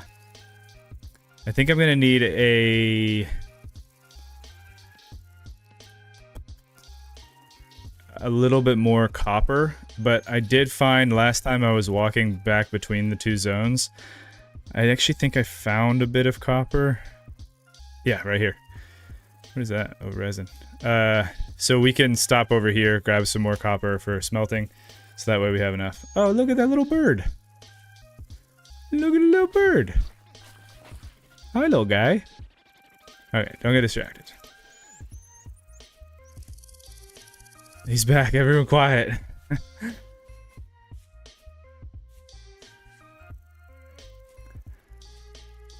Oh, there we go. I was like, why am I not walking up these things?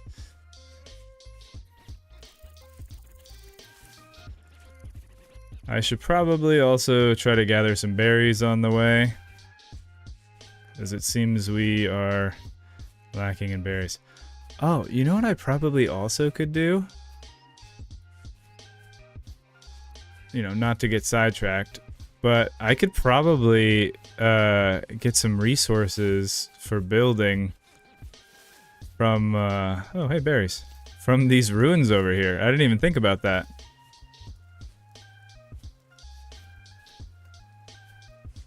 Yeah, this is granite cobblestone. Some of it is chiseled, but what about that? Can I? Yeah, okay, cool. So we can just kind of take that rune down. It is pretty cool though. Oh look, loot. I'm not gonna get that right now because I don't have the inventory space. So, but when I come back and I potentially have more stuff, we will do some looting, and I want to do some adventuring too.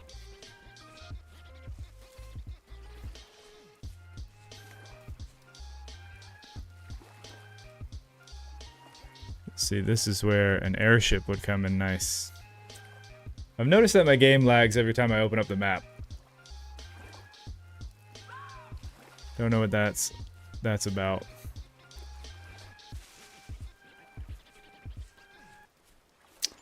Oh my goodness.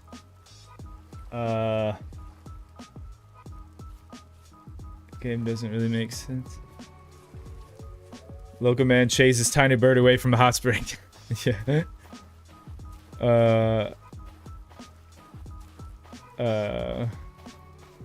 Everything is redacted. Do you have a name for your dwarf? Maybe Madrick Metal Mavin? I don't know why. I don't know why Nightbot just blocked you, Keaton. It says you were using too many emotes. That's annoying. Hold on, let me fix that. You can use however many emotes you want, Keaton.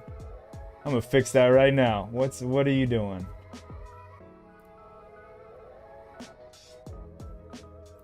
Get rid of that. Don't you censor these people.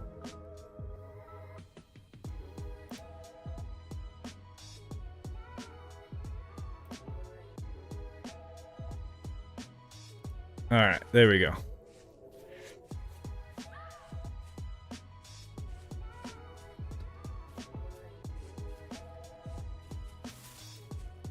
This save will be 30 gigabytes worth of Dwarven propaganda. Yeah, no, I kind of going back to what you were saying, Swift. I didn't think of a name for this guy. If I was to just make one right now, it would probably be one of my first D&D characters was a dwarf paladin named Hykes Steelforge, and so that might be what I go with. Of the Northern Steelforges. All right.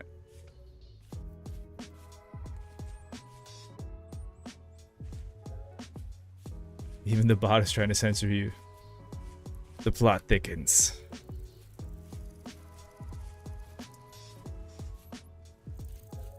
Alright, let's get moving a little bit faster here. It's taking a while. Oh. Well, we would if we weren't lagging.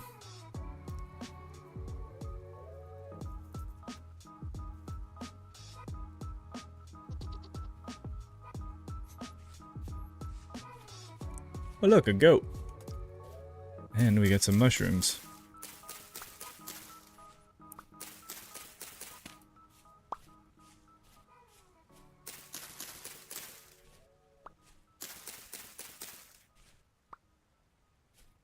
Alright, yeah, our stone is over here.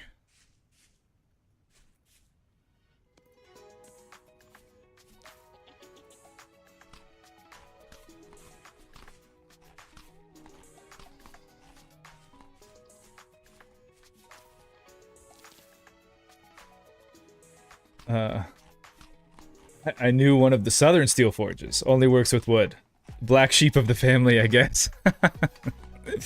They would never.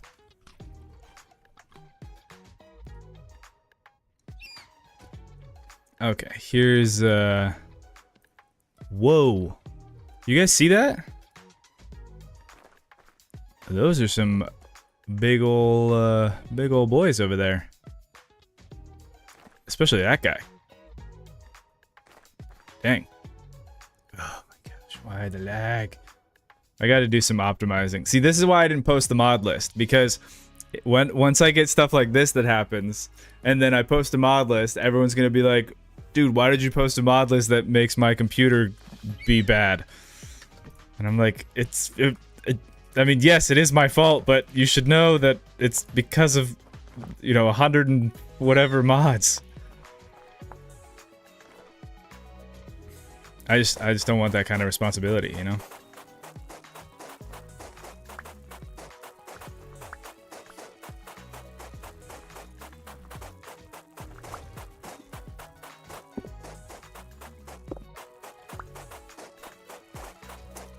Lag, Mavin.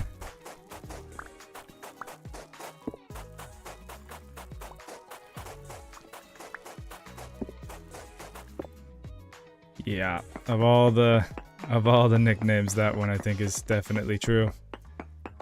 I think it's the child. Yeah, I think you're right. I just really liked it, but I don't like it if it keeps me lagging.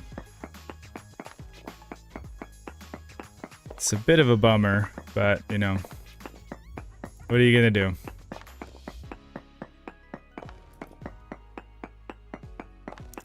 I imagine it's probably some kind of thing with both the amount of animals that we have because of the fauna of the Stone Age collection and the trail mod. Oof. Here we go again. Lower draw distance, maybe? Yeah, you know, that's probably a solid suggestion. It's not like my view distance right now is really high, but let's, I guess, lower it.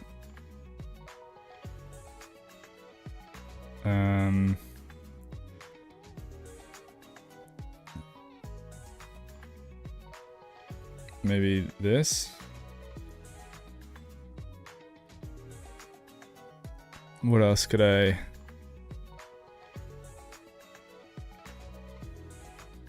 I could probably reduce the particle effects too. Not that we're getting a ton of those right now, but I'm keeping the resolution where it is.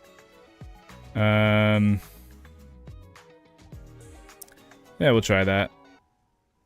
And, oh, I could probably lower my max frame rate too. I mean, I like 120. But we could probably get away with, like, let's just do 100.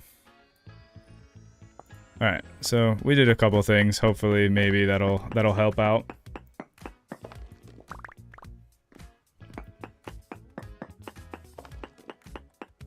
It is getting dark, and I hear a shiver.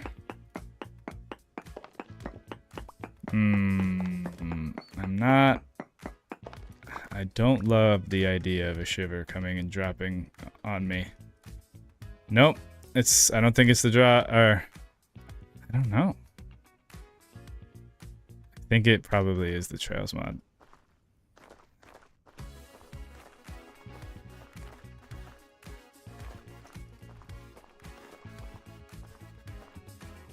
Yeah, because I added the trail mod today, and I was playing on like a copy of this world with all of the mods on it when I was doing the creative stuff, and I didn't lag nearly as much.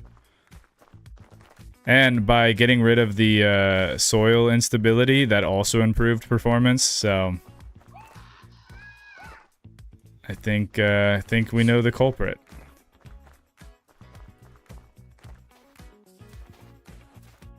I'll have to come back later for that copper, just because I don't want to be caught out at night here, and it's hard to see.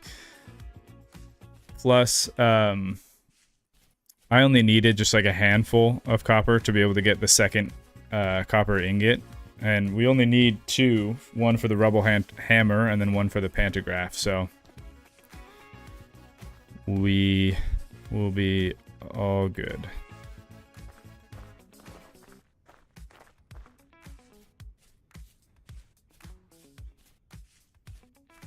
Are you streaming in 120? If you stream 60, you should cap it at 60. I am definitely not streaming it. It's for my own viewing pleasure, but I suppose you're correct. I could probably cap it at 60. It'd be nice if I could, like... Okay. Either we're at 59 or 61. 60 seems to be out of ability, so... Guess they're doing that. Alright.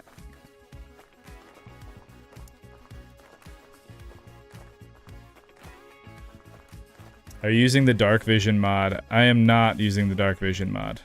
Probably would be helpful for streaming, wouldn't it?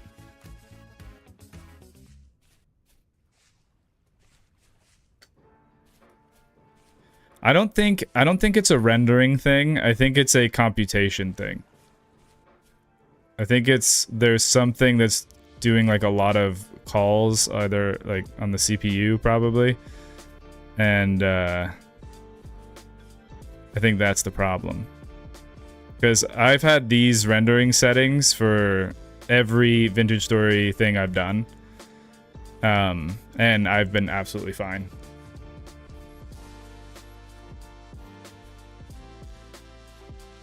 Hello, since this is modded Space Engineers, just... since this is modded... Yeah, this is modded Space Engineers. Yeah, that's what I was saying. It's definitely game lag, not graphics lag. Alright, let's get to a place... Let's get to the base so we can sleep.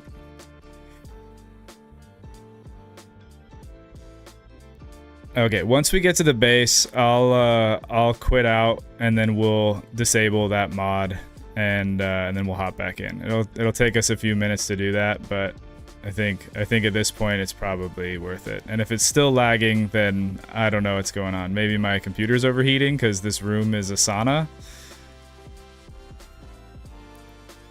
But let's start troubleshooting here in just a sec. All right.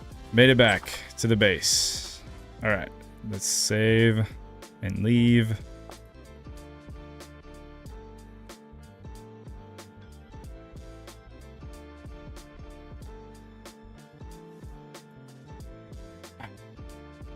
The latest season of NSS looks great. If he's wearing an iron tuxedo. Oh yes.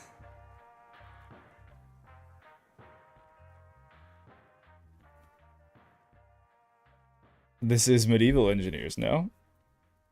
I never played that one.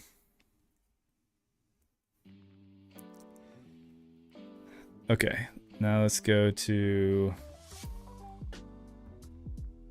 Save scuffing? What do you mean, meh? Studios? Save scuffing.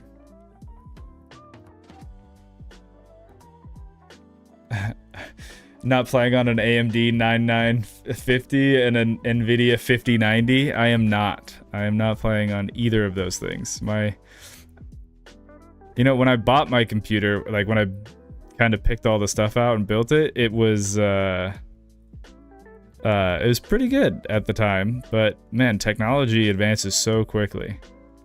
And now it's I hear what all these other people are rocking, and I'm like, man, maybe I need to get with the times. Okay, where is it? It's the trail mod.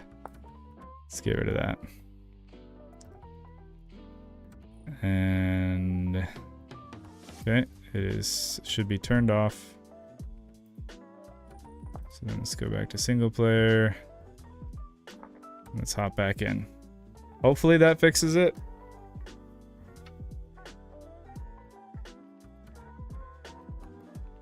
If not, then I'll have to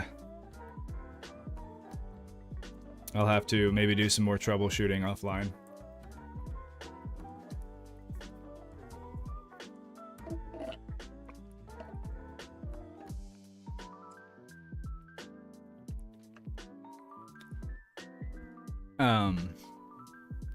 Yeah, get with the $8,000 times. Dude, RAM prices right now. We all know why, so we don't need to get into it, but it is rough out here, man. Rough out there for gamers. Save scumming is the practice of repeatedly saves, loading, and no. Sorry. I am definitely familiar with the practice. My wife and I did a playthrough of Baldur's Gate, and the only way I could get her to play that with me long term is if we continuously saved every like 5 seconds, and then if we rolled badly, we would have to reload. So very familiar with the practice. I guess I just meant like to what end in Vintage Story.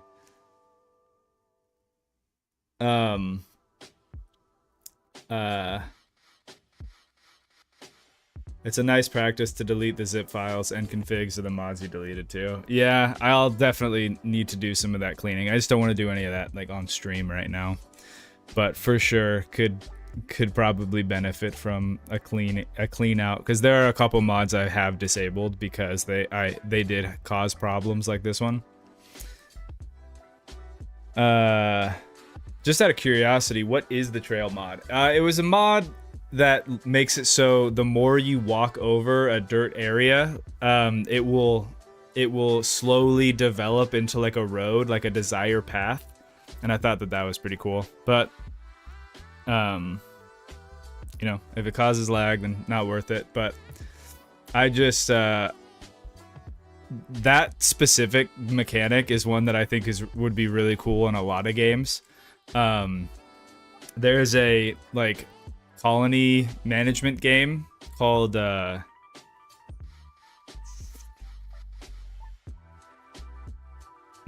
can't think of it right now.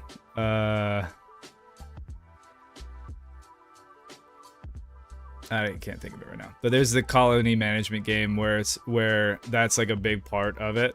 You have all these like little dudes, and then as they continue to move around, they build out these paths. And it just makes everything look like really organic, the way your city develops and builds. And I think that's really cool. But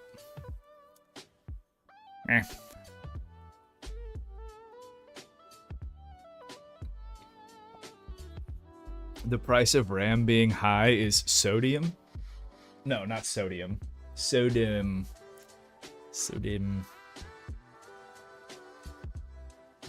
Is that like so dumb but dim? Oh, that's a cool idea. Shame it doesn't work. Yeah, I think, you know, it probably would work if, you know, if we didn't have all the other ones, you know? Foundation. Yes, that is the one. Thank you, Flop. Foundation is the game.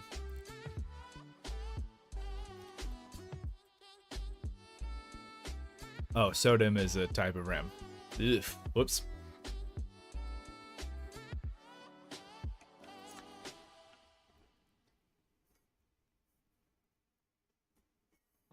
That's embarrassing.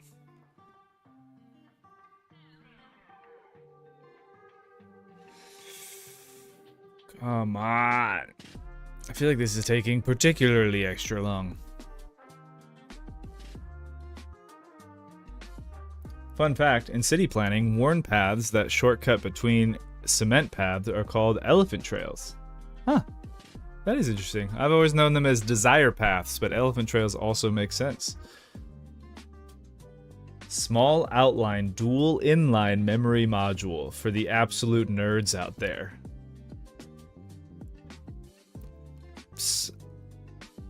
Small outline dual inline memory module. Okay, I'll have to take your word for it. Okay, we are back in. Let's hope that. Oh no. Well, I suppose that does make sense because I just disabled that mod and those were part of the mod. Oh no, that's a Botorn. Oh look, and it didn't even. Well, I think anytime I load in, it does lag a little bit. So.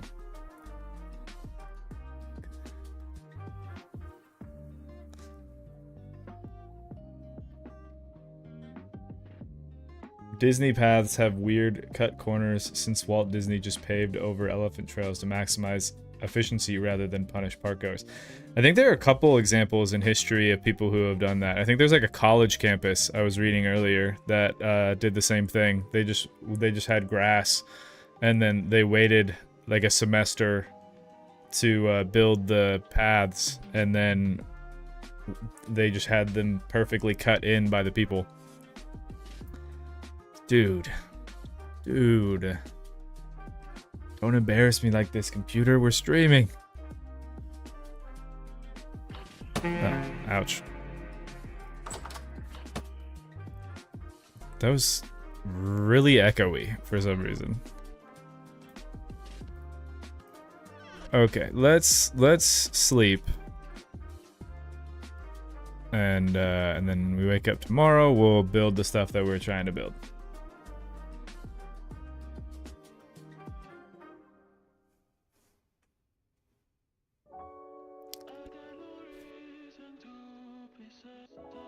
Not the reverb Botorn. Yeah, that was kind of wild.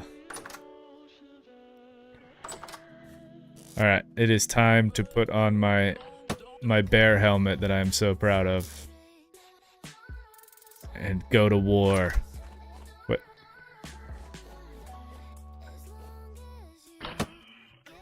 Come on! Don't you run from me.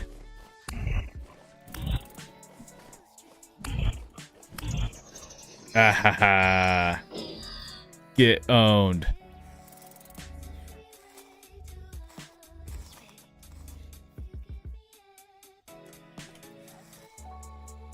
Are we okay?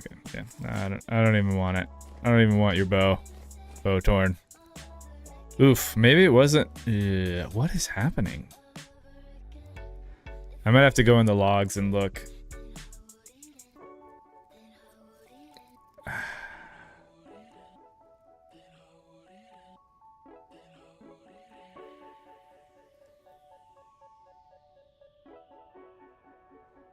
5 minutes of video, 3 viewing a screenshot. Yeah, dude, I don't know what the problem is.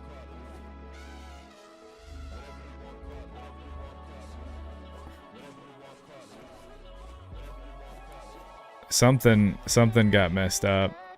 I mean, you know, obviously with these, but let's just dig these up, replace them with normal blocks.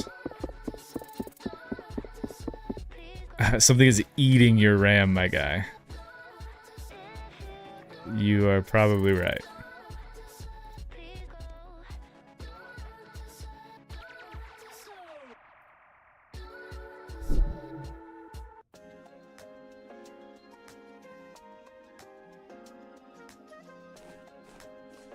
Okay, well, let's try to make the best of what we can here out of the situation that we're in. Where did I...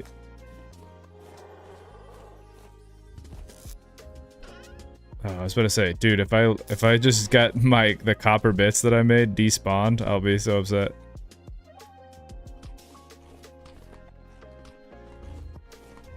I probably should have put those in a soup or something, but I'm a little frazzled at the moment. Where's my crucible? Oh, there.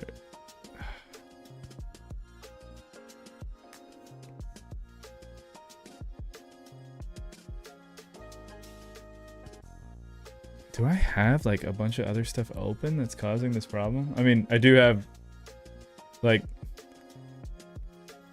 OBS and these other things. I guess I also...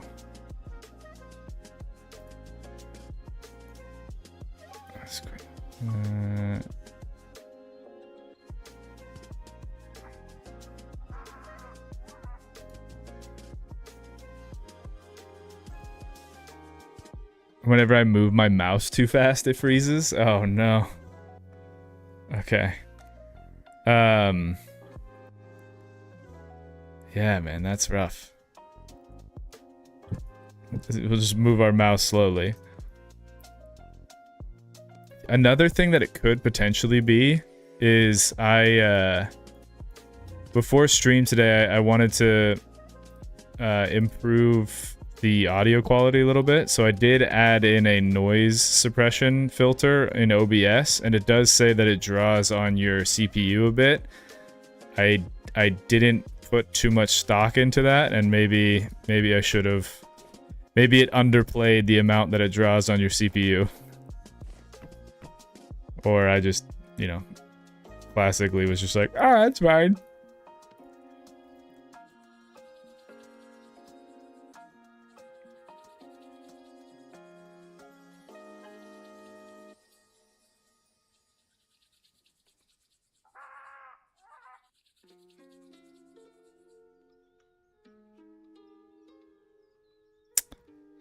Oof, dude.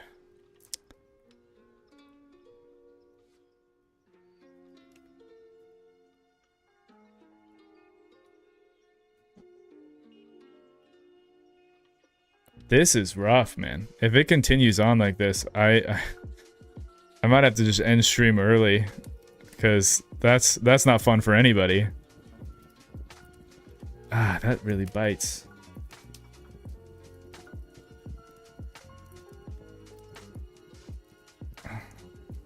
Dude, it's happening like so much more now.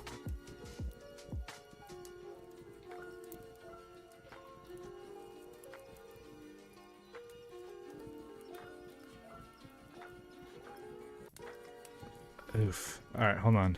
I'm gonna open up Task Manager. Sorry, guys. This is like the opposite of what I was hoping for today.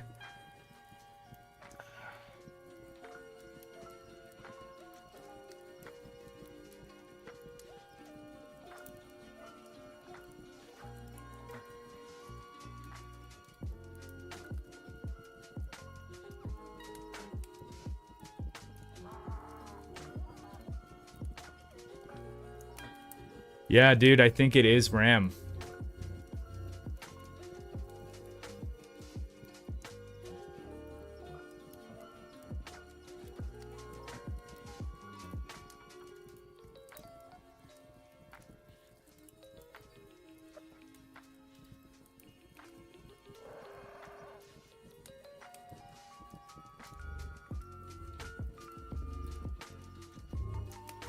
Yeah, it might be a memory leak, because yeah, it's RAM.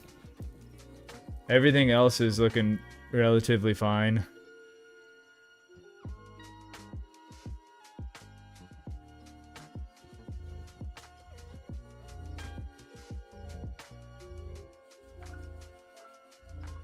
Yeah, and my CPU is fine as well. So it's not the other issue. Dude, man, what is going on? So, do you think I just need to like restart Vintage Story altogether? You think that might fix it?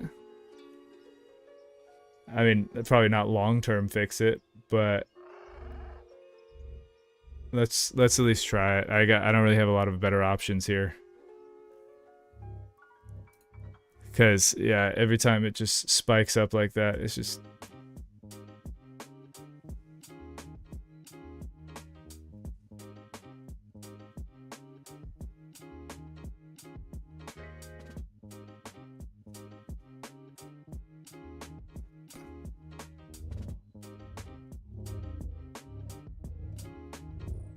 Alright, let's clear mod cache too. It's quick. How would I do that?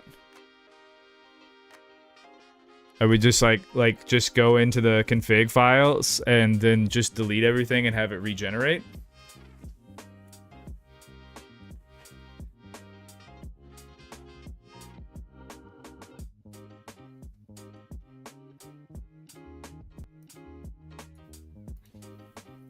Sounds like a it's hey, Proto Eden, I'm gonna tell you right now, it is 1000% a mod issue. 1000%. That is that's absolutely true. Okay, app data roaming, vintage story, or vintage data. You don't think it would stutter like this if it was a RAM issue? RAM is the only thing when I open up my task manager, or excuse me, task manager. That's the only thing that seems to be like peaking right now. My GPU is at 51 and it's at 80% utilization right now. My CPU is like 10%. My memory was at 97.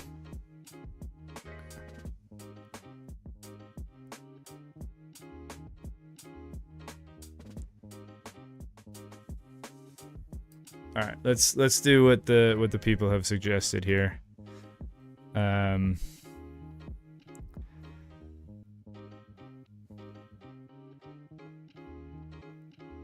Yeah, it's I think that something happened with the mods where there was a memory leak and it probably just built up over time, which sucks. I wonder if I can catch that in the logs.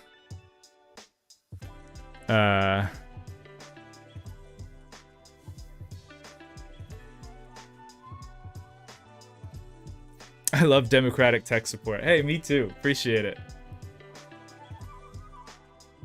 Close all Chrome tabs. I can't. I mean, I use Opera GX, but I can't because that's what YouTube is connected to. So if I close it, I'm pretty sure it'll bring it down. It being the stream.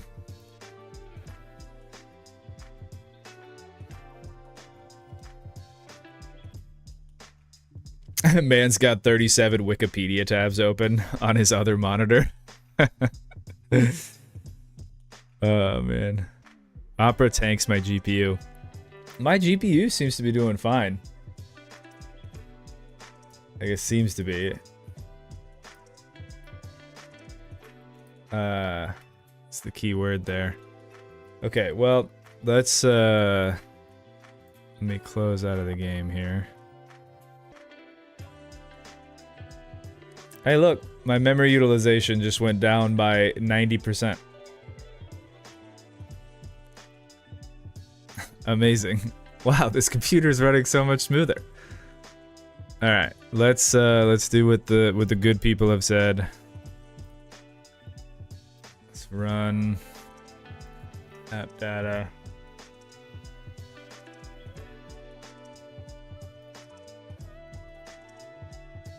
Cache. So just delete all of everything inside of the cache folder. Like I got cache, unpack, and then just all of that.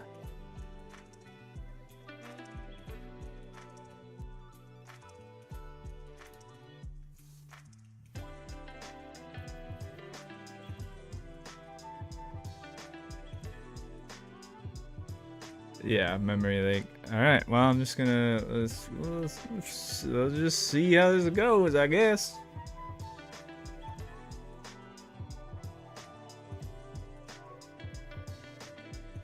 This is the best content. Yeah, black screen and me having a mini panic attack because I am worried that I'm gonna lose the save.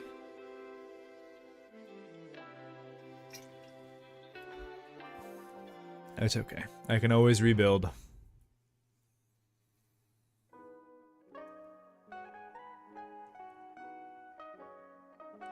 My 3090 was okay with Opera, but my 4080 and my 5090 both hate its guts.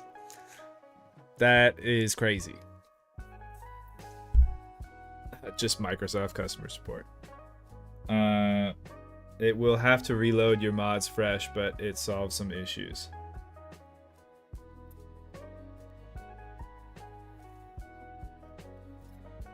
Flex seal that memory leak back up.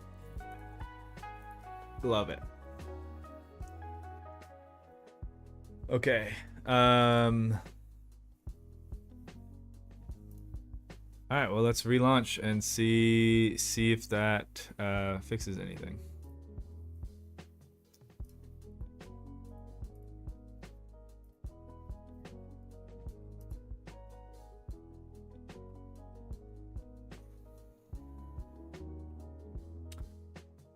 Wow. So the game immediately loaded. Which usually it takes significantly longer to load. It might still take us a while to load into the game itself, but that does bode well.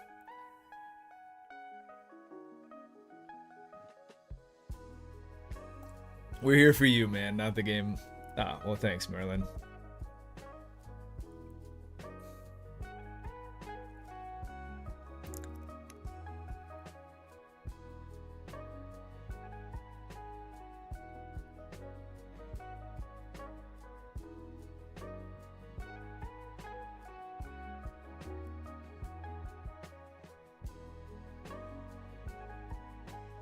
So far, on Task Manager, the memory hasn't just skyrocketed. So hopefully that is a good sign.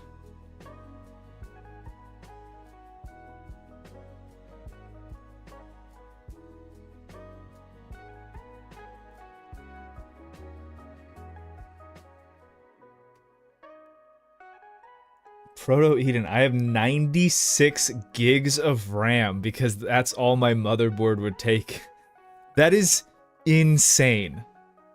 I am so very jealous of your 96 gigs of RAM. And did you say you also have a 5090 as well? Crazy. Proto Eden flexing over here. You didn't have a World Gen mod in there, right? I did have a World Gen mod in there. Why? Why do you say that? Are we in trouble? Should I not have deleted the cache?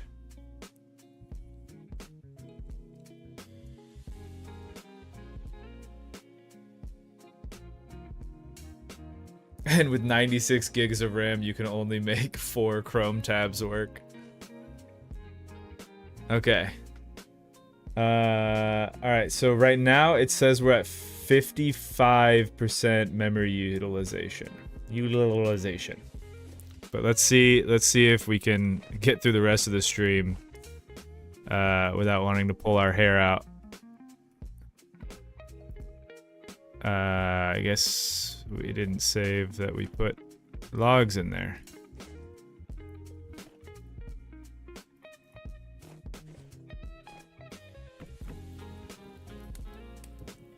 Okay.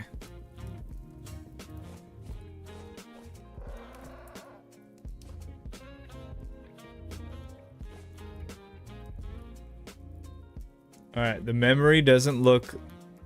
I need to not be watching this the entire time, but so far it does seem to be steady, not increasing a significant amount. It seems like clearing the cache gave me like 50% of my RAM back. So I'm gonna close out of the task manager so that way I don't just keep obsessing over it. And let's, you know, be like a true engineer and use the temporary fix and pretend like we don't need to have a more permanent fix. All right.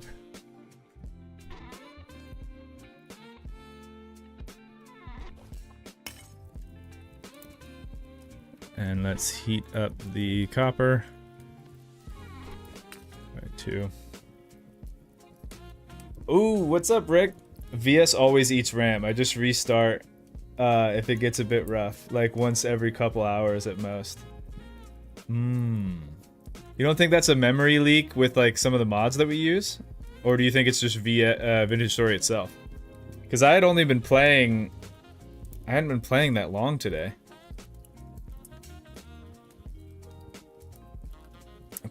Please don't tell me you use Windows 11. I think I do. I think I do. I'll be eating ramen with no flavor packs for the next 20 years because of your 5090 and because of your 96 gigabytes of RAM. Like, what are you, like a video editor or something? Because at a certain point, like that can't even be that much more beneficial for gaming. Like that level of RAM has to be for craziness.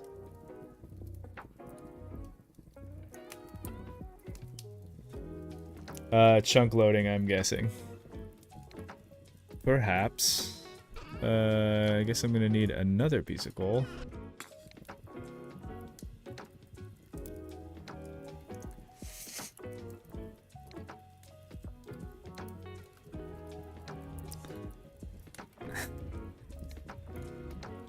I'm debating whether or not I out myself to Rick now that he's here. Because earlier in the stream, we were saying Rick's not here, he can't hurt us with regards to one of the changes we've made to the server. Alright, let's pour these in. Oh, do you have redirects enabled? I've been thinking about streaming VS. I don't think so. I honestly don't know. Is that something you have to manually do? But yeah, dude, you should absolutely start streaming VS. Bro, if you ever want to just like hop in here and we could do some VS together, man. Could be pretty fun. Yeah, I'll send you a screenshot. All right. Okay, I'm just waiting for, let's see, pantograph, copper pantograph.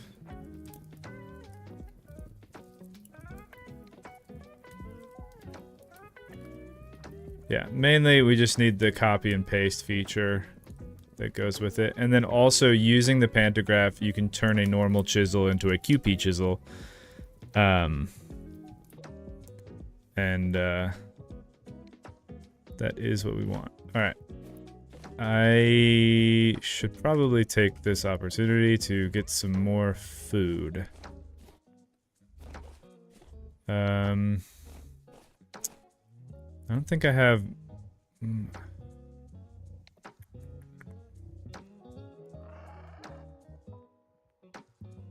I don't have a lot of meat left because I think it's spoiled. I do have some mushrooms, so maybe I should just make some like mushroom stew.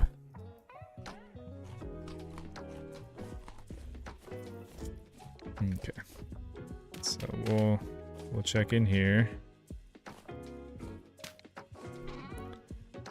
And we'll do some, why don't we do parsnips? We'll do parsnips and puffballs. Nothing like a parsnip puffball thing.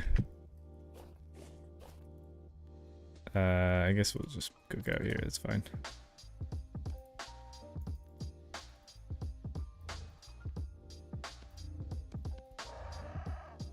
Three servings of hefty parsnip puffball stew. Great.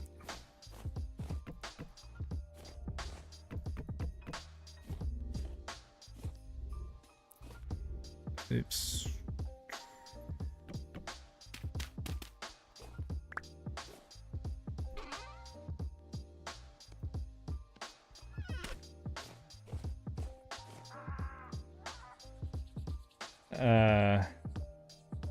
Oh, did Proto Eden tell you? Autodesk, AutoCAD, and Maya. Ah, okay.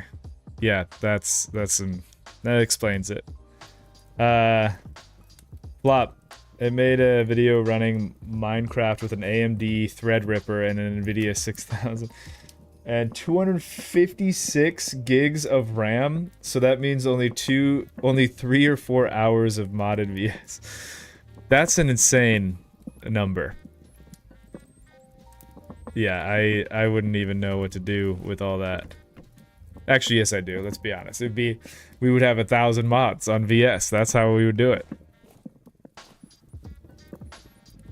Oh no! Wait. Okay. Whew. I was about to say. I think I left all my bowls. I think I left all my bowls in the other spot, but fortunately, that is not the case.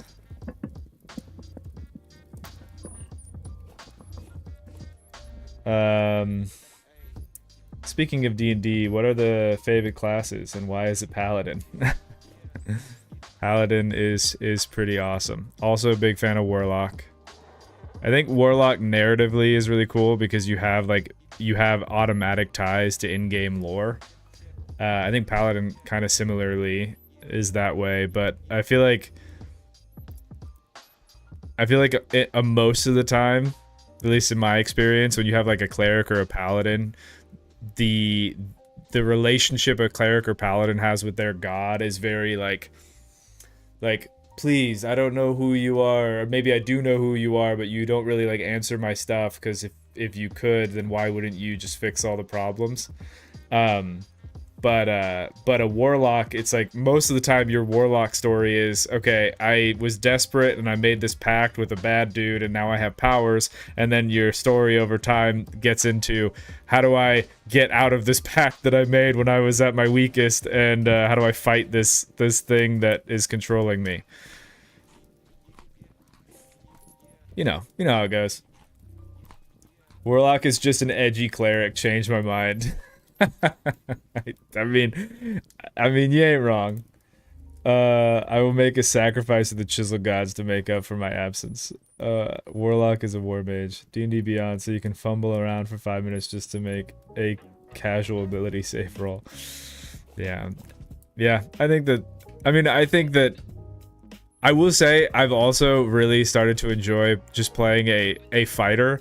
I think it's funny because like at the beginning of your D&D career, you don't really know what you want to do, and so usually you like default to human fighter, and then you go like to all of the crazy, like you want to do your wizards and your druids and your everything, and then you come all the way back around to human fighter. Because there's something so funny about being just a regular guy in a world of high magic. It's pretty fun. Human fighter is the GOAT.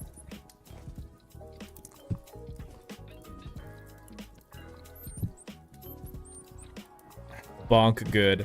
Yeah, me and my brother were playing a campaign. It was like just kind of like a one shot, where we were all level 20s, and it was specifically for like this kind of like side adventure off of our main campaign, and so I think I played a level 20 druid, which is just this was before druid got some of the nerfs that they got in the new update. Level 20 druid is absolutely just bonkers ridiculous, especially Circle of the Moon. And then he played what was the subclass of barbarian? The amount of healing that he could do, I think it's called like a brute or something. But yeah,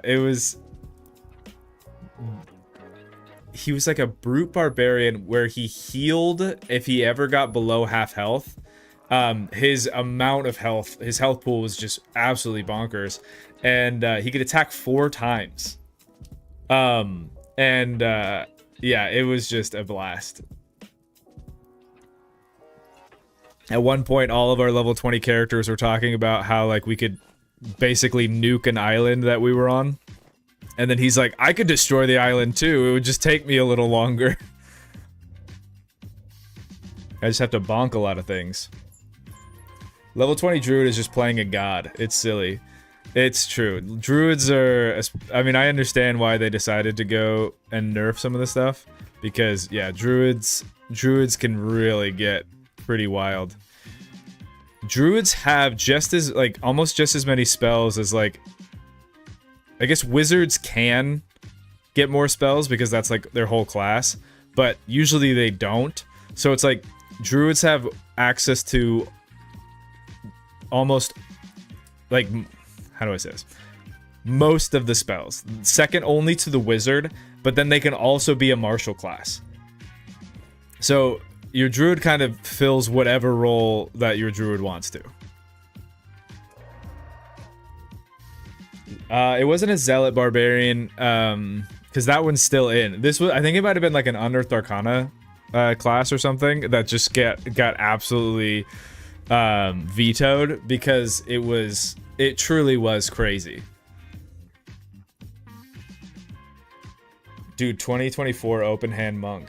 My poor boss encounters. I had a level 2 monk do 30 damage to a minotaur skeleton in a single turn. Dude, don't even get me started on monks, man. So my current D&D party right now, we're I have a player that's a monk, and I don't know I forget what his subclass is, but I had him fight like a reskinned dragon, basically. Like they were level, I think they were level 4 or 5, and I had him fight this like reskinned dragon, and it was not a fight that they should win. It was a fight that you should run from, was kind of the idea. He stunned it in the first round, and then everybody, not only can it not take actions, but everybody takes attacks against it at advantage. And I think one of the other players was like a fighter or something, or I don't know if it was an NPC, but anyway, crit fishing happened, and then double crits. This dragon didn't stand a chance. It was stupid. It was so frustrating, but you're just like, you gotta roll with the punches. All right, we need a rubble hammer. Rubble hammer, here we go.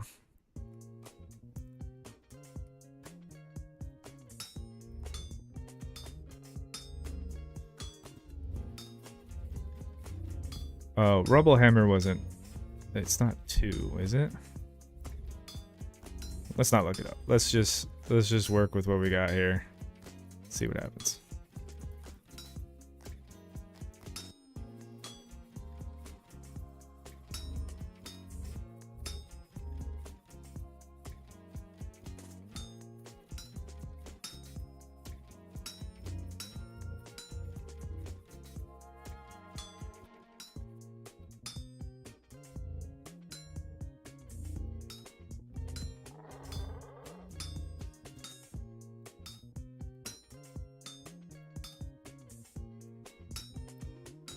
Yeah, but anyway, monks are broken, man.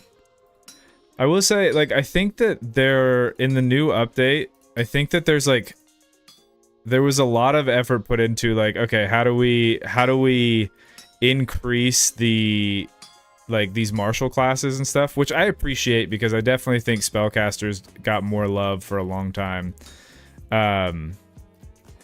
But man, I think they swung really far, and now like it's just like, I don't know, the combats can be a little ridiculous.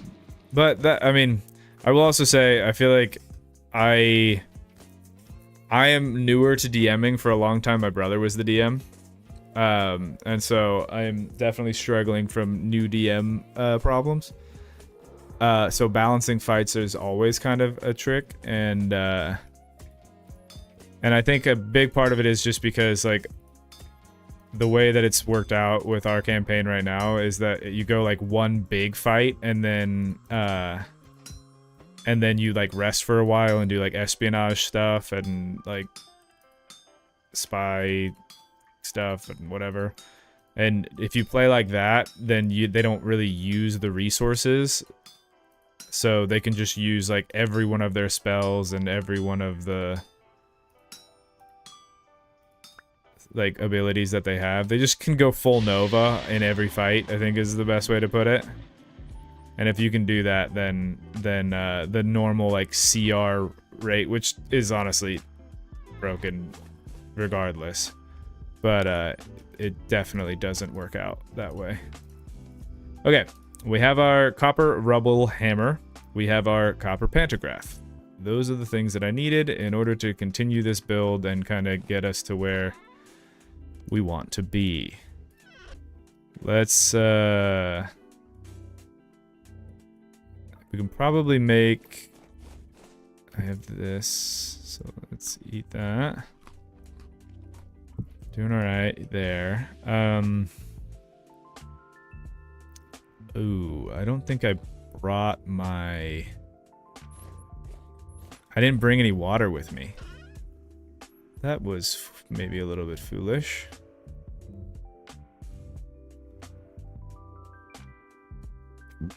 Oh, excuse me. Yeah, didn't bring any water with me. That was probably not the best call. So, with that being the case, then...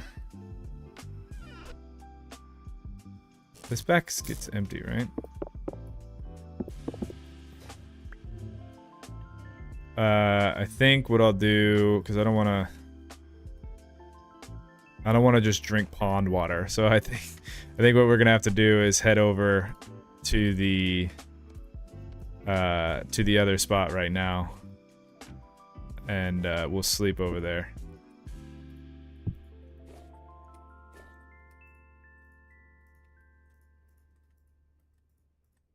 Come on. Oh, just whatever. I'll bring it with me.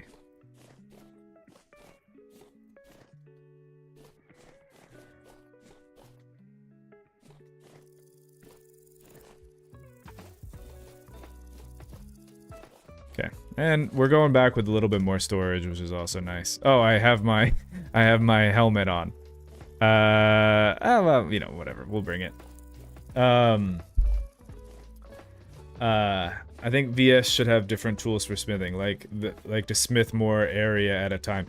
Oh, if we want to get into like theory crafting changes to the smithing, if anyone has played or seen the game Blade Song?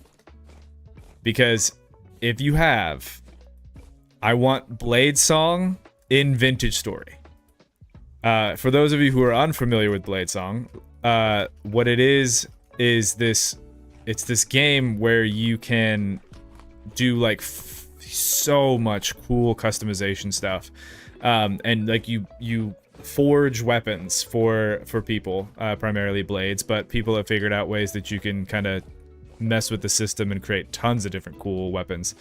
But the amount that you can do in that is crazy. And I'm not suggesting that you can do exactly all of that same stuff in Vintage Story, but if the grid crafting that you could do in VS was quite a bit bigger, you could change the shape of a blade like as you're smithing it, and it could have different in Blade Song, the shape of your blade, like the taper that you have on the side, like all that kind of stuff, changes the stats of it. And so being able to do something like that in VS where like if you add a curve to a blade and it has like a bigger like edge, you can add like a sharpness factor to it, and I think it would be really, really cool to be able to have that level of detail and customization. Because then what you could do is when you play on servers and things, your character, like you could have people who have signature smithing styles. And that is awesome. Like, I think the idea of that would be so cool. Like, you have a player that's like on the server that everybody goes to because they have a specific style of blade that everybody wants, that like they've developed. Like, this is how I get my perfect blade that does, like, you know, a certain amount of cutting damage or a certain amount of slashing or whatever, piercing. That would be man, it's so cool. Flavor, unlimited flavor, dude. Yeah. And imagine being able to like again, it's not what Vintage Story is, but let's just pretend. Let's have some fun here. In Blade Song, like you build the hilt, and you have like, and it's depending on who you're building for, you kind of have certain requirements. Like if you're building for a noble, they want a certain amount of gold to be on their blade, like gold and silver and maybe precious gems. And so like imagine you could build and design the hilt as well as the blade, and when you combine everything together, you just get like ultimate style points. It's just be like, you could do different metals and stuff rather than just like the entire thing made of copper, or the entire thing...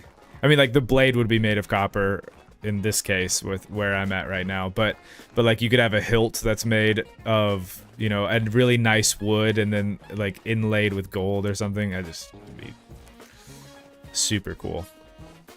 I can't even imagine how difficult that would be to accomplish, like, in a mod, but it would be pretty sweet. It would be pretty sweet. That would be, yeah, that would be sick. The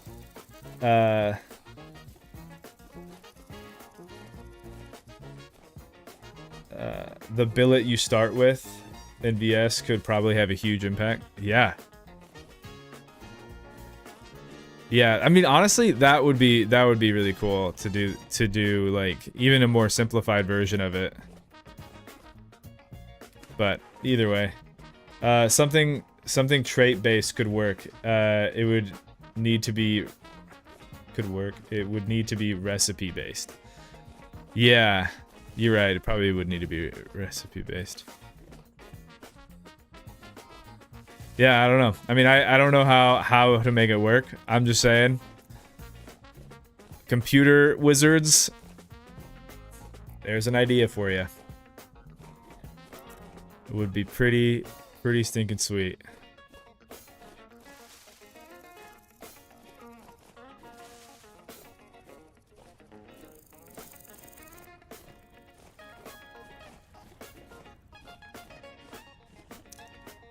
Like, when I was playing Bladesong, there is, like, this barbarian faction. Not like, they're more mercenaries. There's, like, this mercenary faction that's, like, one of the main factions of the playthrough. And, one of the things that I did was, anytime one of these faction people would be come and ask me to make a weapon for them, I made their weapons unique, even though they each had, like, different, desires for what they wanted in their weapons. One, like, stylistic choice that I made was every one of the, I think they're called, like, the crows, that would ask for a sword, I would give them an asymmetrical point at the top, so it almost looked kind of like a, I don't really know how to, like, it kind of resembled almost like a meat cleaver in a way. I would have, like, one of the sides be a little bit shorter than the other one, and so it made the point a little weird. And so that was like a style that every one of the crow blades had, and I felt pretty cool doing that. Okay. Let's I think our other torch, oh no, the other torches are on. Cool. We can probably sleep, so let's do that. Oh, we are very thirsty, though.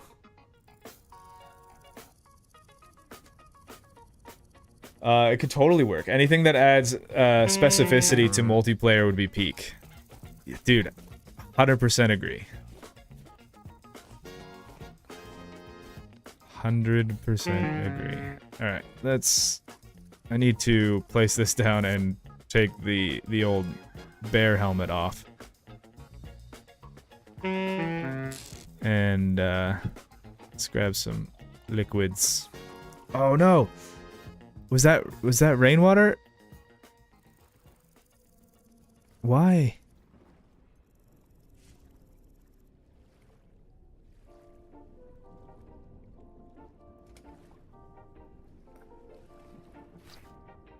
Oh, that's a bummer. I wonder if rain got in there or something. Oh, whoops. Well, I took the trail mod off, and now I'm gonna have to replace those. Oh well.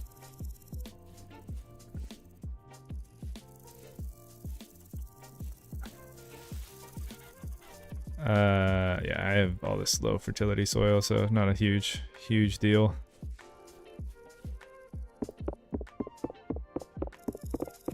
Am I drinking out of the sulfur pond? I am drinking out of the sulfur pond. Hold on. Let me, I need to go back a little bit further. If you could put a man on the moon, we can swing a virtual sword better, is all I'm saying. That's a great point. And here I am wishing for gear magic like in Terra. I think that there is a gear magic mod. Just made some nice yummy brownies. I am jealous of the brownies. Unless you're thinking procedural. Procedural weapons would be really cool. I've seen a couple games now that are kind of leaning into that, which would be pretty sweet. But yeah, I mean, I have no way of knowing what kind of implementation this would be. Is this? Oh, I should use my pickaxe.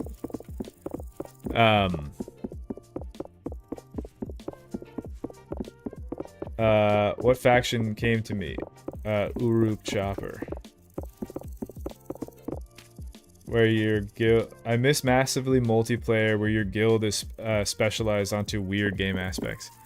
Yeah, that's kind of what... like, I think a lot of people are kind of hoping for that in Vintage Story. There was a video that came out a little while ago that... I don't remember the creator, but basically they broke down all of those... like, we recreated civilization in Minecraft videos, which have tons and tons of views, but basically he was saying, like, there's so much work and effort that has to go into manufacturing that kind of stuff because Minecraft is, like, the progression system in Minecraft is so individual and so easy to get to, like, the end game stuff. Vintage Story, naturally, with the systems that it has, lends itself better to that kind of thing, and the more that you can add into it to require people to work together, the better. Which is why I think a lot of people are kind of wanting... I mean, I think they want that in any game, but Vintage Story, I think, has the base level ability to kind of provide that fantasy for people. Alright. Oh yeah, going back to the hot water. The water in the hot spring is considered hot water. It's not boiling water, but it will allow you to drink the water without getting the debuff that I currently have on my bar right now. All right, there we go. And then I should be able to rotate the blocks if I change my chisel to a... oh, can I not? Oh no.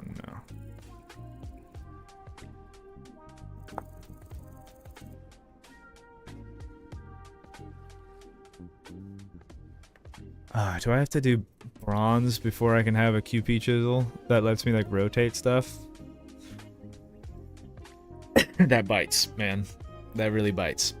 Because that means that rather than chiseling things one at a time, or have to chisel it once and then just paste it and rotate it, I have to chisel it in each of the orientations, which is not what I was hoping to have to do, but that's what we gotta do right now, I suppose.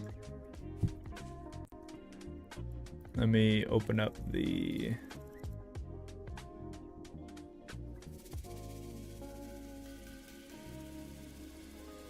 old reference photo here. And we'll get to it. Ain't nothing to it but to do it. Okay.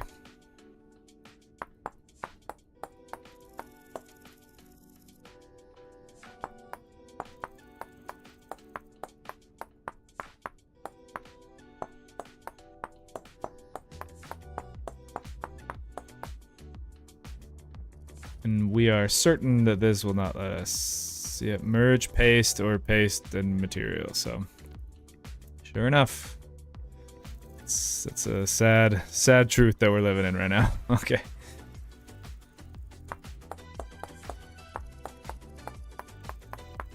I probably need to find some food. I am starving and... yeah. Dang it. I just want to chisel. Let me do my chiseling.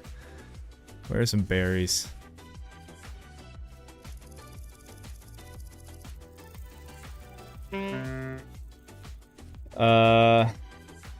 The class system in VS has the potential to add some innate recipe-based shenanigans, perhaps. That would be pretty sweet. That is what I want in a server too. Like, I think we talked about it the other day, the idea of like dwarves are the only ones that can build dwarven armor. Or like if, you know, you had like the devastation area, you had like outlanders, and outlanders are the only one who can do certain, like, wear their own certain armors or different things. I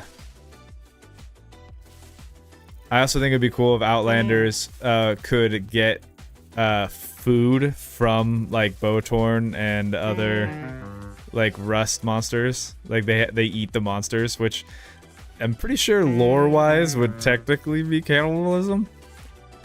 But, you know, the Outlands, they're bad. Oh, good. We have so many berries. This is chisel fuel right here. This means I can put off doing the actual work for another day at least.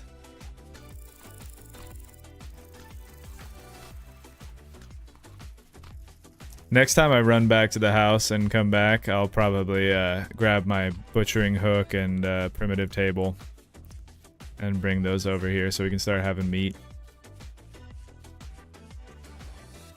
Have you seen the watershed mod? I don't. Is that like a? Actually, is that a world gen mod? Is that? It's like Rivers 2 now. I might have seen it the other day because, you know, some people scroll social media. I scroll mod pages. That's my preferred doom scrolling. I'm just like, how many mods can I install on my game world? You're testing it right now? All right, let me know how it goes, because it did look pretty cool.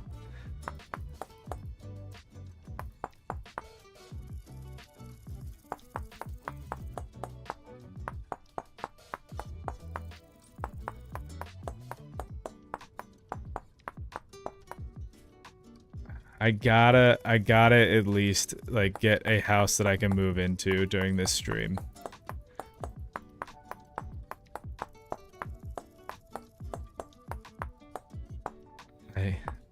And then I'll do the moving stuff on my own time. I mean, this is my time, but I won't make you guys watch me walk back and forth with all of the stuff from our previous base. I can just do that on my own.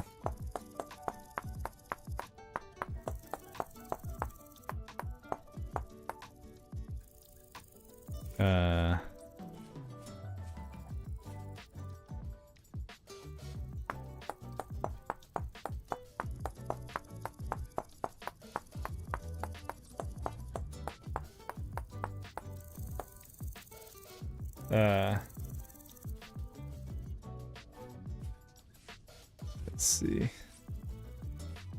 It's kind of difficult to see from this angle. Maybe I should, that is much better.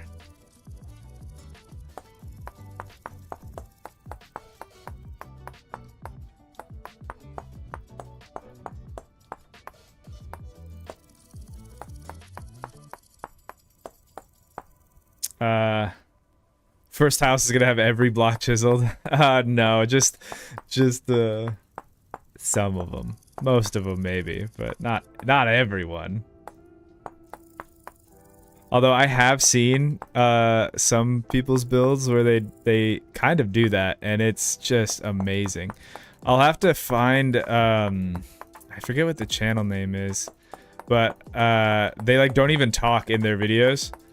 But this person's like, this is my forever world, and they're actually doing a not dwarven. They're doing an elven style build, and the amount of chisel work that they did in that thing is just freaking amazing. And it truly an awe to behold. An awe to behold? It truly in awe to, you get what I'm trying to say. Really, really good work.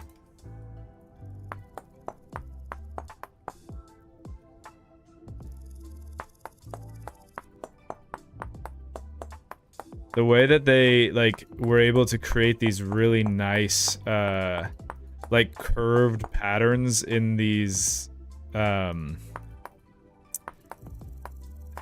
would you even call them? Like, they're not like support pillars. There's just like these ornate things that they just put everywhere, like on pillars and around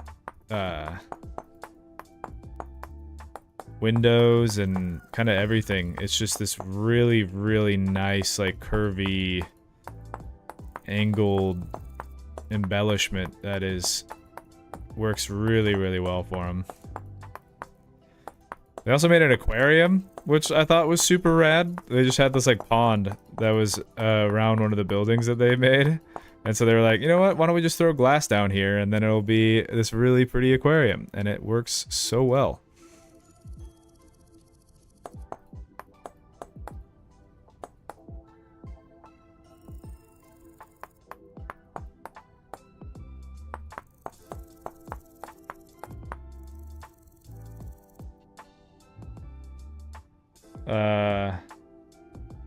Lift with your lower.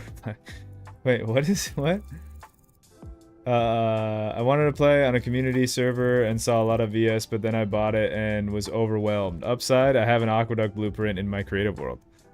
It can definitely feel a little overwhelming at first. I totally understand that. But if you take the time to like just kind of get to know the systems and don't beat yourself up if you know your first winter you starve and like it's just all part of the learning process. If you give yourself the time to learn the game, I don't think you'll be disappointed. I bought the game and I didn't play it for a long time. And now, like, knowing what I know about it and having enjoyed so much of it, I'm kind of like, man, if I would have just did exactly what I just said, kind of just taken the time to get to know it, I might have been a vintage story YouTuber instead of like a space engineers, like whatever. I mean, I still love space engineers, but I'm just saying, like, I feel like I could have been so much better at building and so much like further along in this if I just would have taken the time at the beginning. But, you know, everything happens for a reason, I suppose.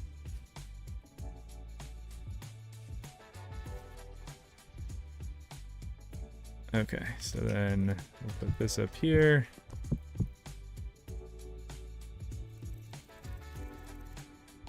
Yeah, like that. And then this goes here, and this goes here. Like that. And then this goes there. Did I go? No, that's the top. So I think that'll be okay.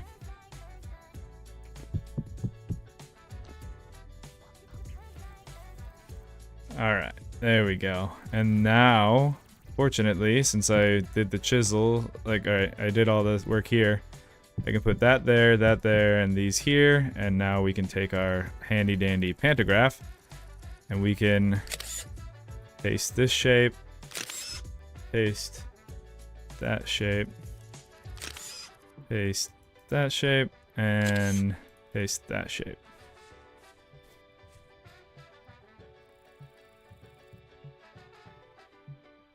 Oh, I forgot. I mean, it's not like a huge deal, but I just remembered that when I was designing this, in order to, do I want to repeat what I did previously?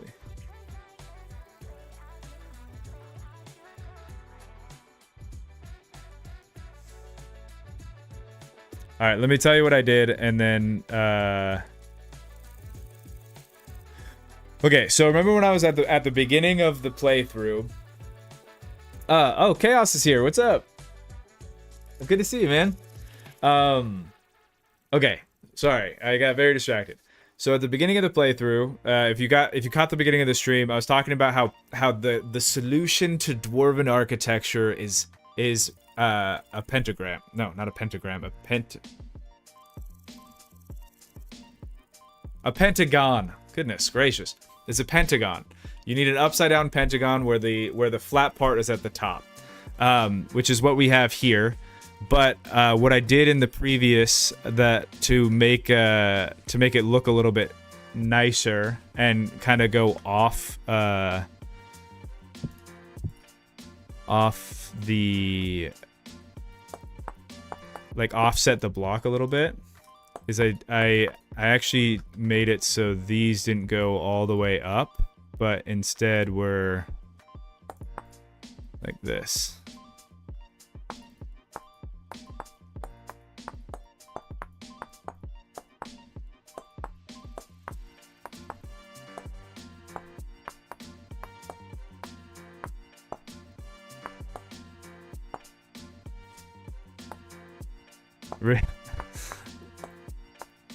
I'm imagining my rant about the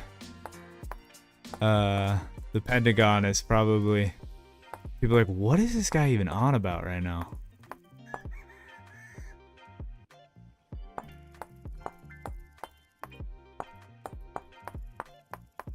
But I will show you so you can kind of get what I'm saying. So look at the different, subtle, but you see the difference between this side and this side?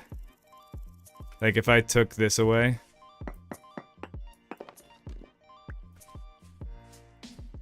I know it probably seems silly, but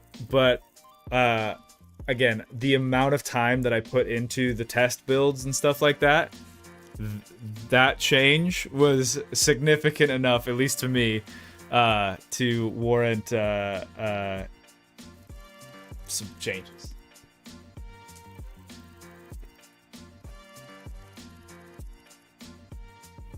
One minute I'm too hot, the next minute I'm too cold.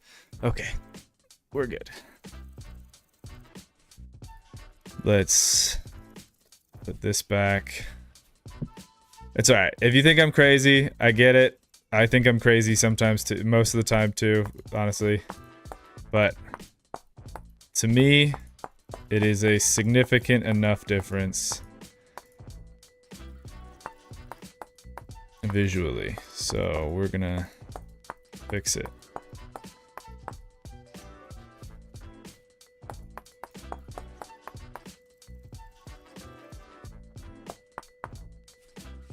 There we go. And now I can just take this again, copy, paste,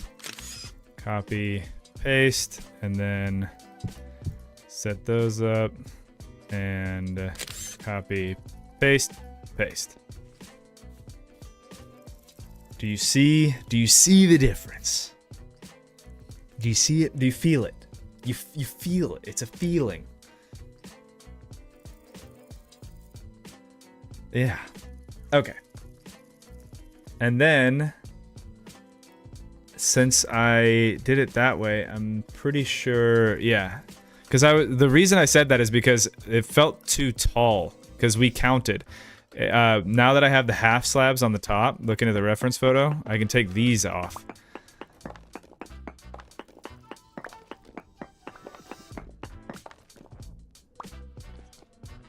And then let's come back down like that. And then on top of that, and so ooh, is that, I'm gonna have to do that again. Yeah.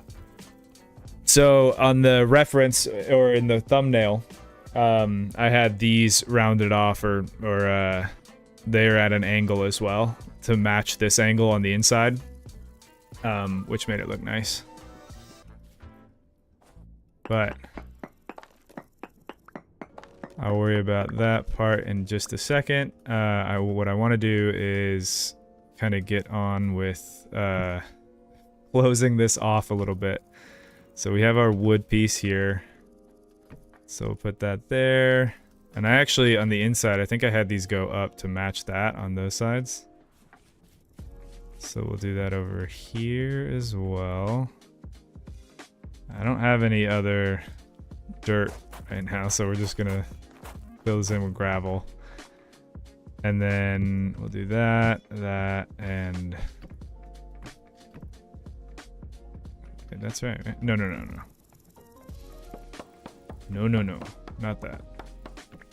It's in one more. Dwarves go wild.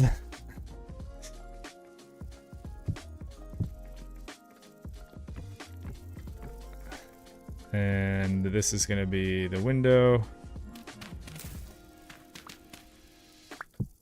I am gonna have to expand out, but let's just enjoy this for a sec.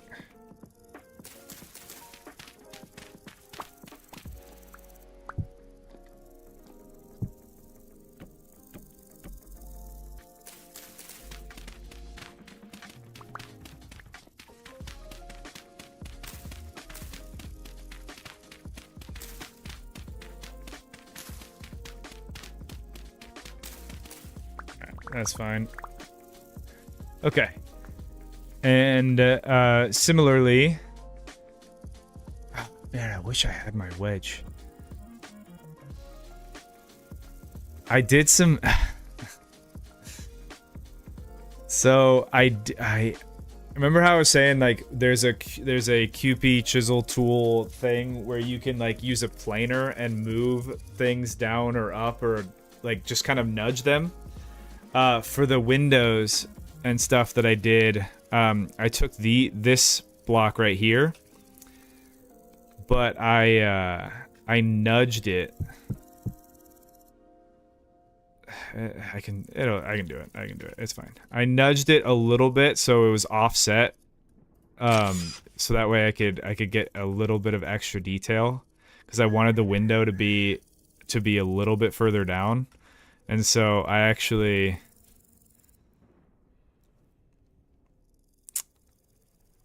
I think to make it easier on myself, what I'll do is just do this. Rather than nudging it all the way down, I'll just leave it like that. And I think that's totally fair. And...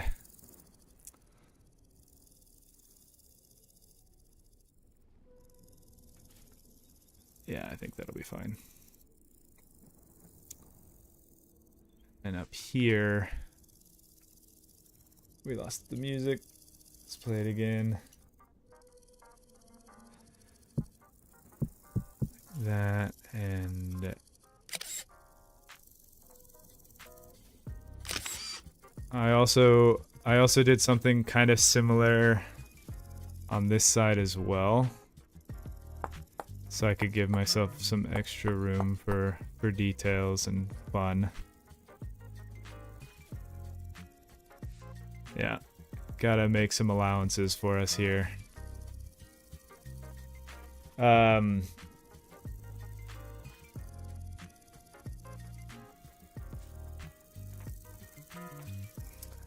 Yeah, and then there we had our windows. And then here, excuse me, sir.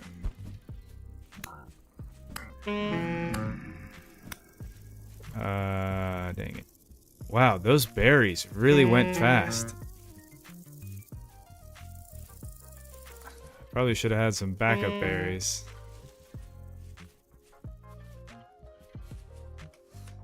I just want to build my castle. That was your first customer to the Dwarven Austin, and you murdered him. Yeah. And we're not ready to be open yet. I couldn't let him be in there. He'll learn trade secrets. That was corporate espionage right there.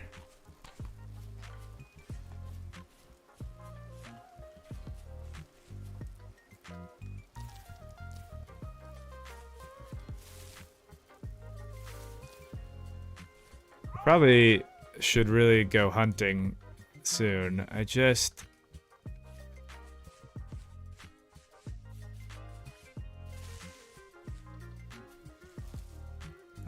don't want to, you know? An elven agent, no doubt. No beard. That, honestly, that's the truth. That's how you know whether or not you can trust him. the beard.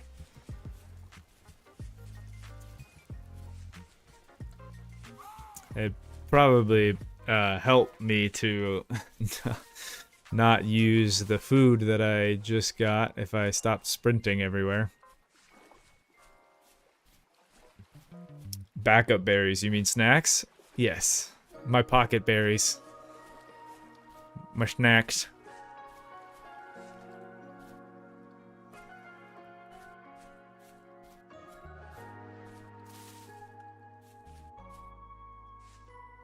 See, now I'm in a dilemma where there's a part of me that wants to go to sleep, so that way we can be working in the daytime. But then if I sleep, then all of those pocket berries go to waste. Not these ones, but I just mean like my hunger bar is gonna go down rapidly if I sleep. That makes me want to make a food truck in VS. That would be pretty fun. Okay, let's kind of get back into this. So let's see if I can recreate the design that I had previously. I actually might have pushed this in even further because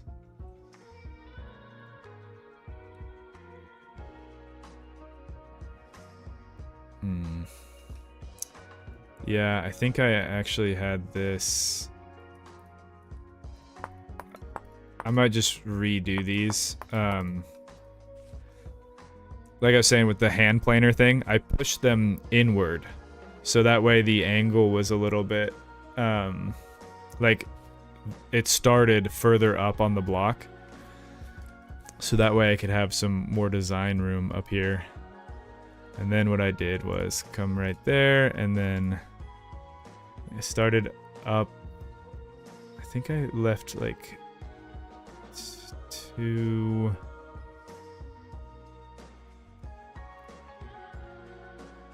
I left that and that to be a different texture, and then I had this space to work with. So this would be the corner, and I went like this. So you had the square there, and then you had there.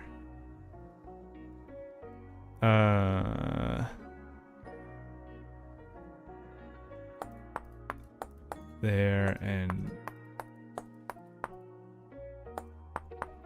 there. And then this went up, and then this went like that. Yeah, and I think it just repeated on the other side. So then this is the corner. Like that, and like that, and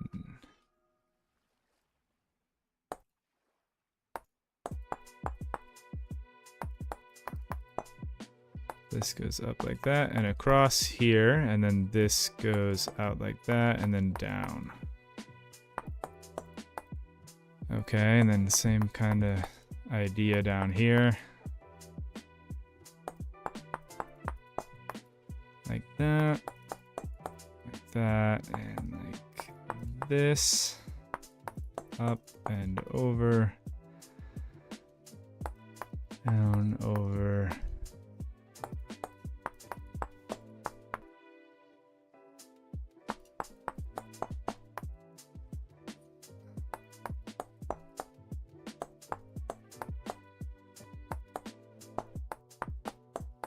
There you go. Boom. Oh, it's super dark. Yeah. Sorry. Let me sleep for the night. We have a thing here. I sometimes forget how much darker it is on YouTube. My apologies.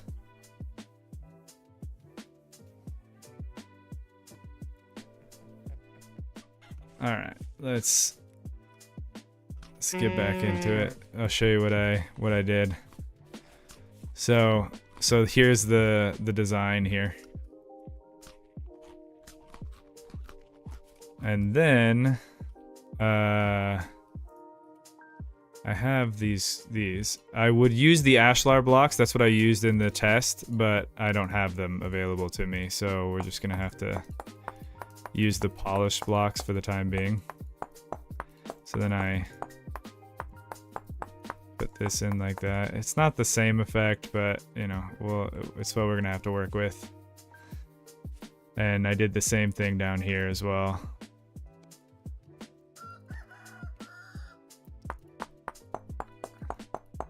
The reason I'm not using the ashlar stuff is because it needs mortar, which isn't like incredibly difficult to get, but it's a little bit beyond us right now. So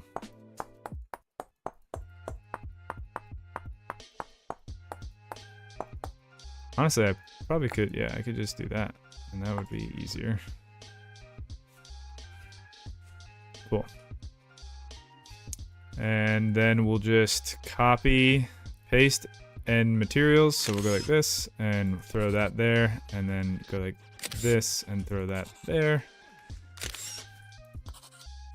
There we go. Sweet. That chiseling wood.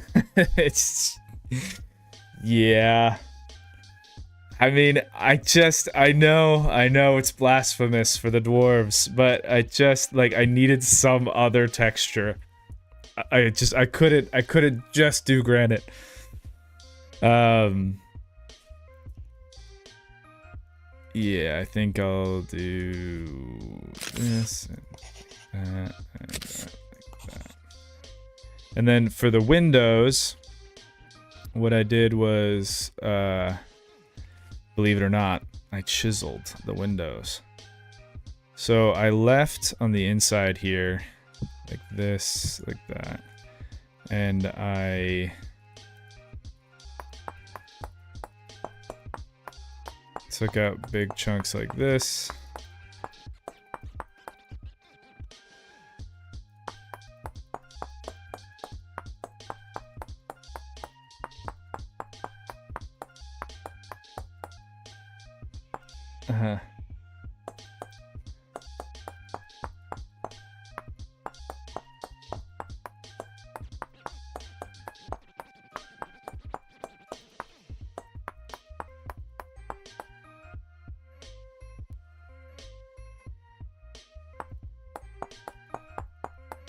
Wait, what is it? Woodwork is absolutely fine as a dwarf. Only when you grow said wood, it gets weird.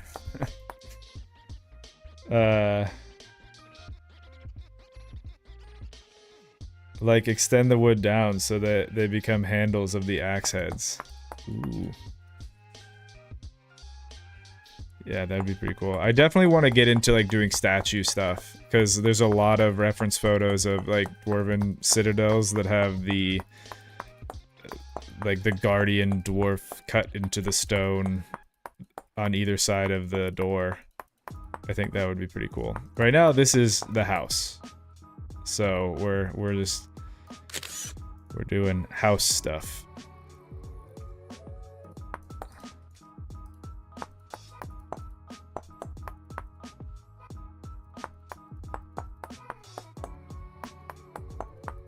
Okay, and so I needed to set that up that way so I can recall how I needed to do this. So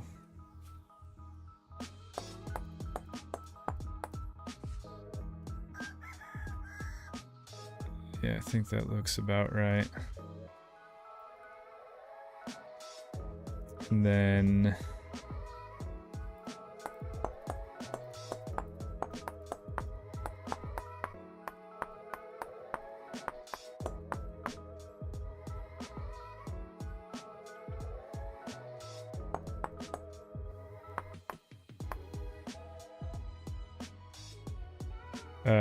actually, I think I tapered it down so it was like this.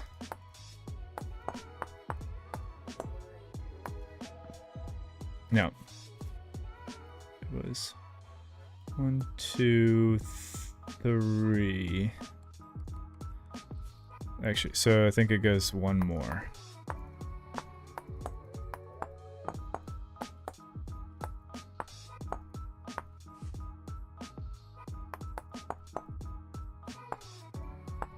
I'm gonna need to go get more snacks.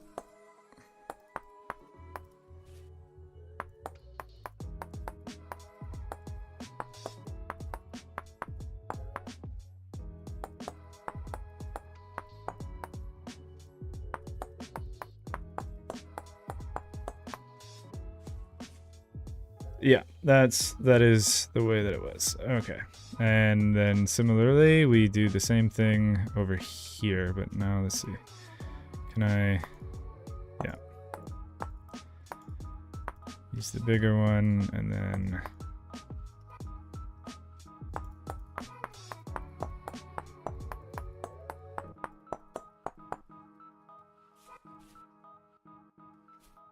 No, one more.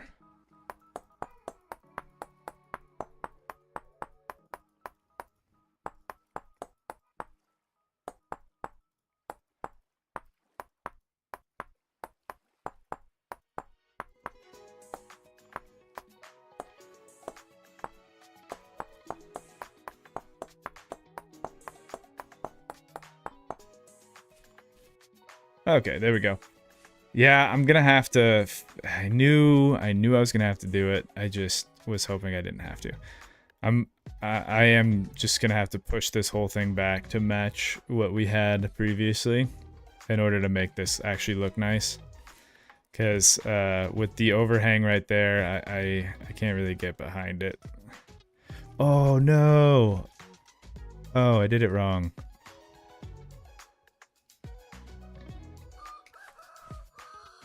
Oh yeah, I did it wrong. Whoops. Because this needs to go in. I thought that looked a little too pointy. Dang.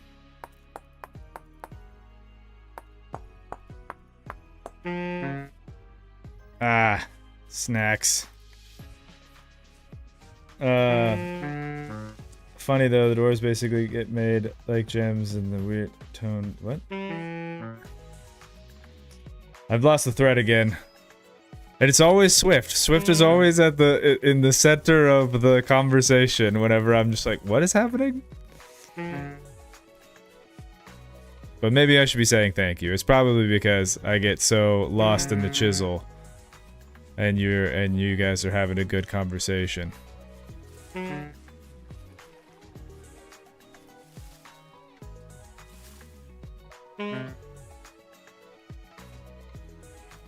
My tools look like they need to be sharpened as well. Yeah.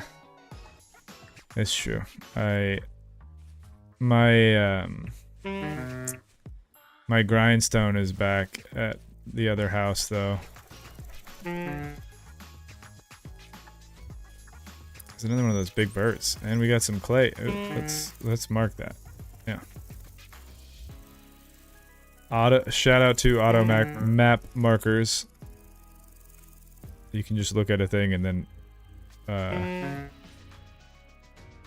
crouch and it will mark it on the map for you instead of having to open it up and then grab the little thing and... Ooh, look at all them fish. And I'd have to like make a fire and cook them. Come on, man. Give me more berries. Give me more berries. Where are them berries? I think it's funny that I'm running with my chisel. Oh, you can't even see it. Oh, I'm not running with my chisel. There we go.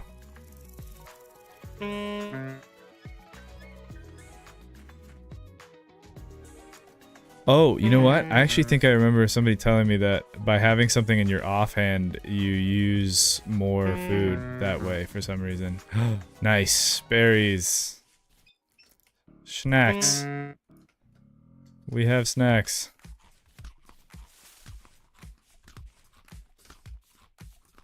Okay, let's find more snacks before I get sucked back in.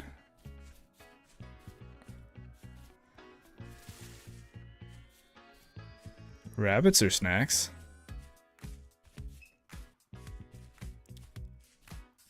Ooh, I like these trees. Don't worry, Mavin, we keep the chat rolling while the chisel claims you like the One Ring.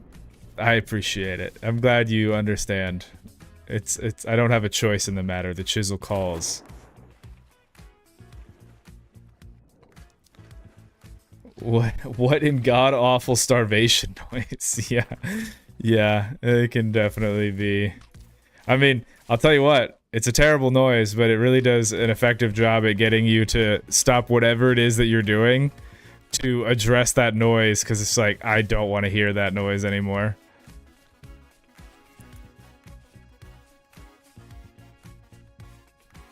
Okay, we got pockets next. I need a little bit more. The other good thing about the berries is that they, there we go. They also fill your, water bar. So, that is quite nice. Oh, look. We even got double snacks.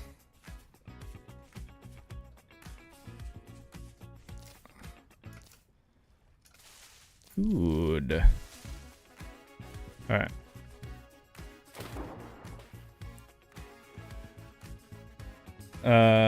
How long are your seasons? I think they're 9 days. I'm on the fence about changing it to 30 days.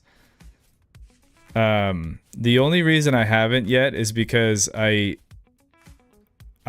don't know if it affects the speed for, like, I don't care if it changes crop speed. I think that makes sense. But if it changes it so, like, it would take 5 days to do charcoal, I don't think that's worth it. Or, like, the super long time that it takes to do leather already in game. I think it's like 8 days or 9 days if you do everything just back to back to back and you have it already ready to go. If changing it to 30-day months would mean that I have to wait, like, an entire month. I don't know.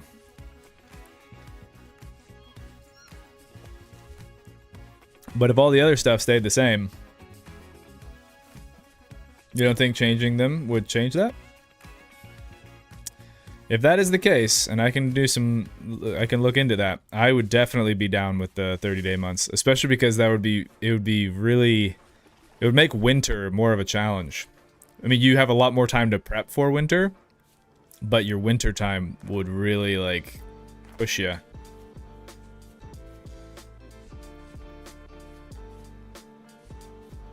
I keep months short so I can actually use fruit trees. Oh, excuse me.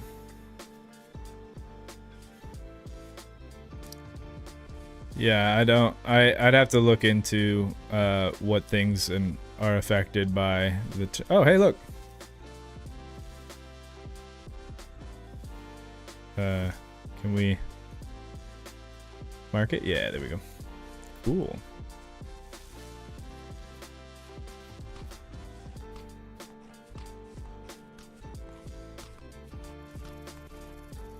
Wouldn't mind nine days, but I hate when a day is 30 minutes or so.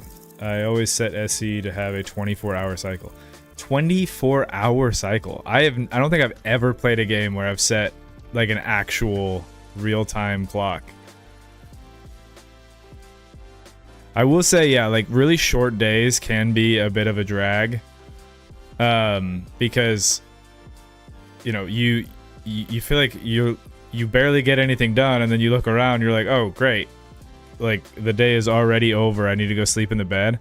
And so especially for when you're trying to do like exploration and stuff, I think longer days is way better.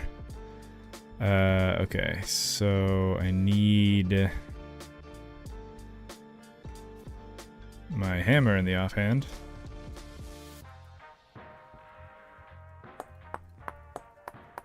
Ooh, you know what I just realized? I need to be careful about my hammer utilization, because if I break my hammer before I have another one, I will have to go back to finding surface copper. So that is something to keep in mind.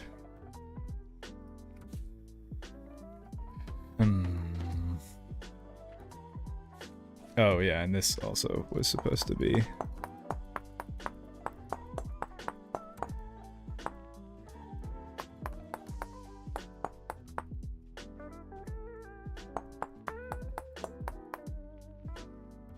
And then, honestly, that block is supposed to be this block. And like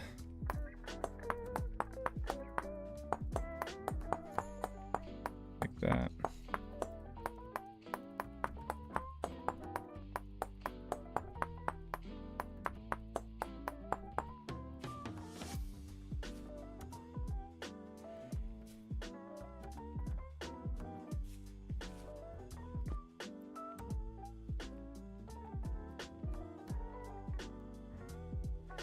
Yep. Okay, stop complaining about it. Just do what you gotta do, brother. Do what you gotta do.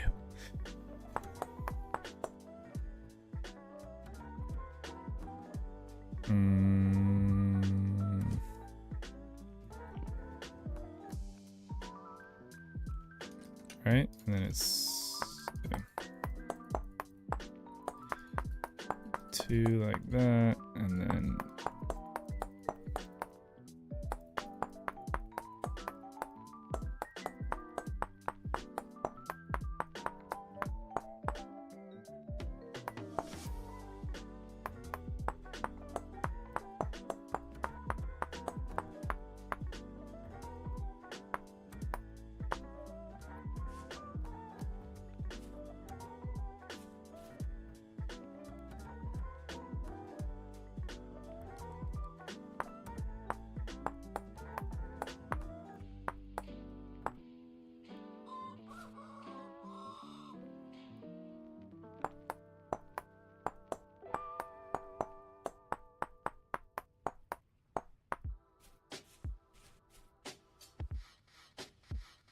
yep.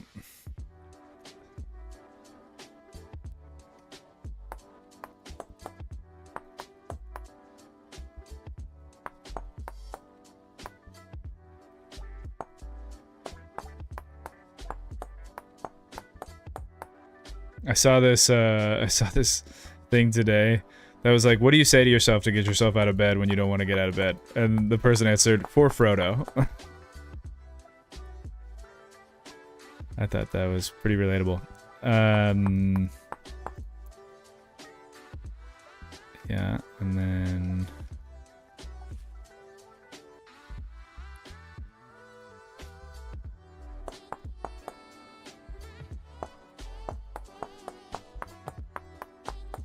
so two.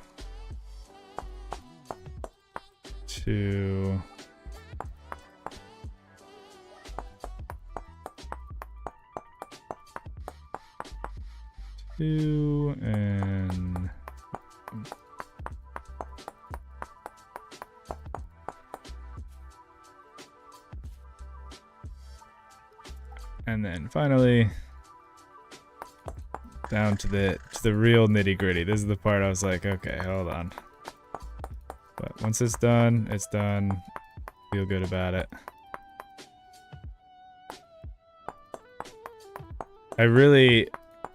This is the biggest incentive for me to get to bronze, because having the full QP chisel and the full pantograph means that I can just copy, paste, flip textures, do all that stuff without having to redo a bunch of work.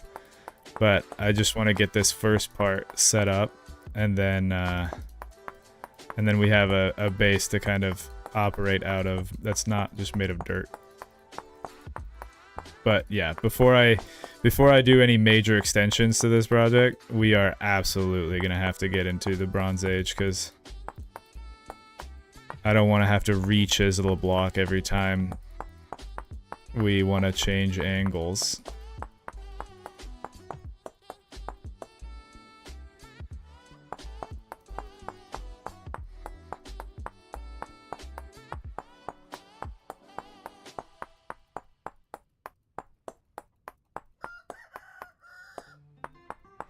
Sometimes when I'm chiseling, I just like have this this moment where I have this like out of body experience where I'm just like, what are you doing? Whenever the little click clacks go for a really extended period of time, it makes me laugh.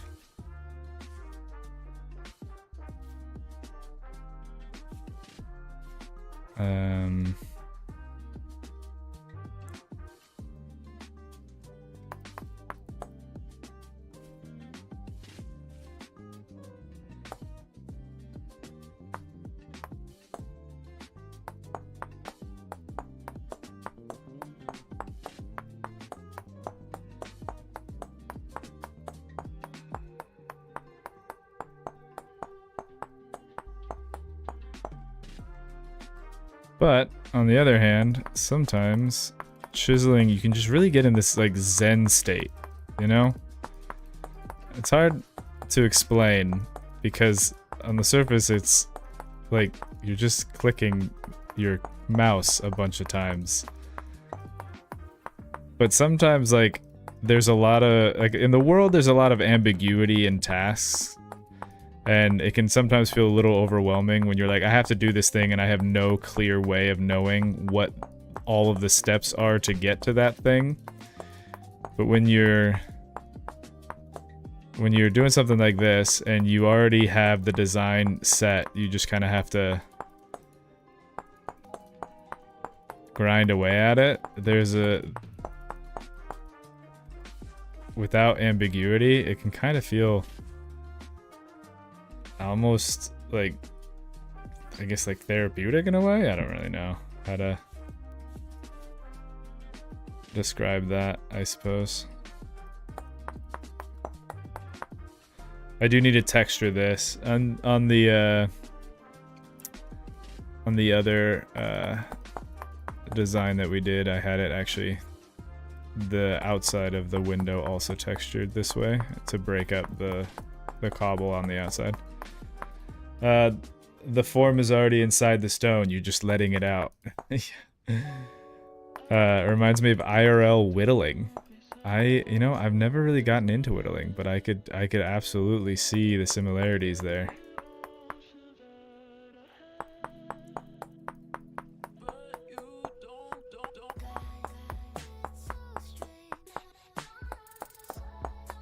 I think and the amount of times that I've done this, I've like restarted the playlist. Every time that song comes on, I'm like, why is this in that playlist? The rest of the songs feel like they're very like minimal for the purpose of not overpowering whatever the foreground stuff is. But that one, it's like, I don't know, it just doesn't feel like it fits in the playlist.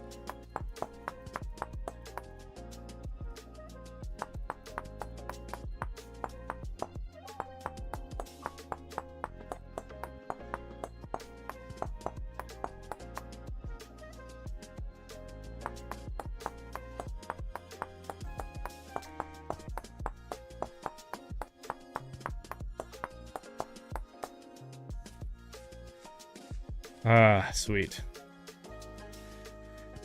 There it is. And let's, I don't have my my other block here, so maybe I can just try this for as like a filler. Can I chisel these? I cannot. Well, if I can't chisel them, I don't want them. Okay. I don't want to use those. See, up top is where I used the... Up top right there is... I topped it off with a ashlar block.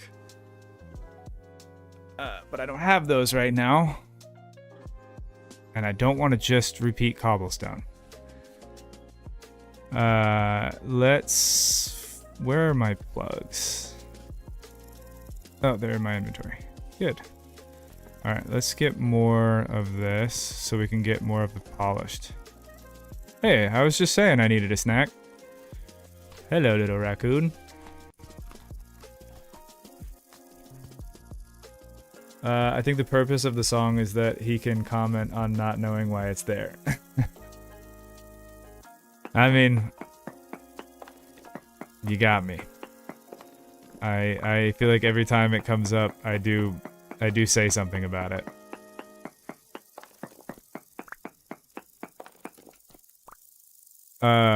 Isn't there a setting to allow chiseling on nearly all blocks? I think there is, yeah, and given my chiseling preferences, I probably should enable it.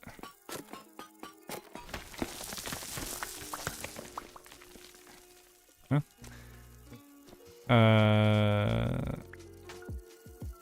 I'll leave that right there for a sec. We'll go put the small stone slab right here.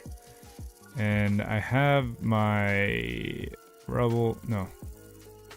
I want the finishing chisel.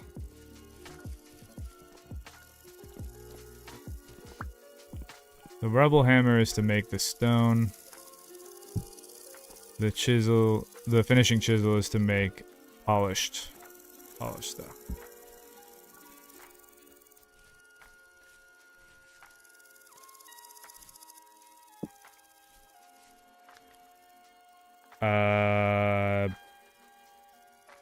Somehow I just accidentally duplicated the chisels? Okay. I don't know how that happened, but whatever.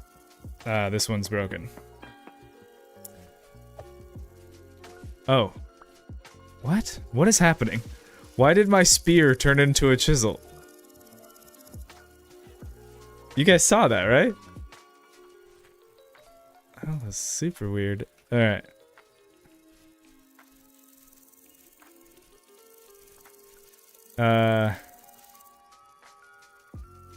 Dude, every stream I watch from you, you always comment on the same song.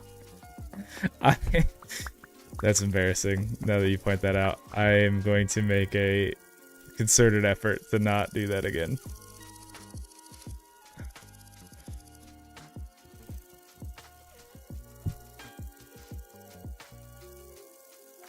Alright.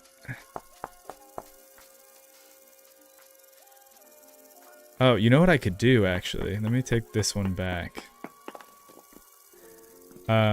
The polished, these guys, if you put that, a hammer, and a chisel, I can actually get these granite slabs, which do have a thing down the center, which makes them look a little bit more brick-like.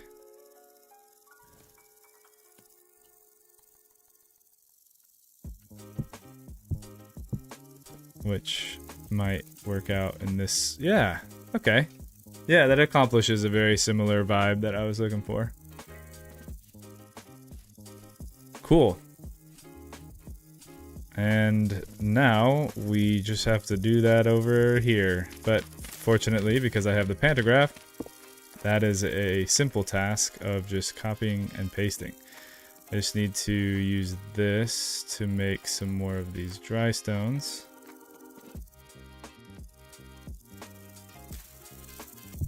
Put that there.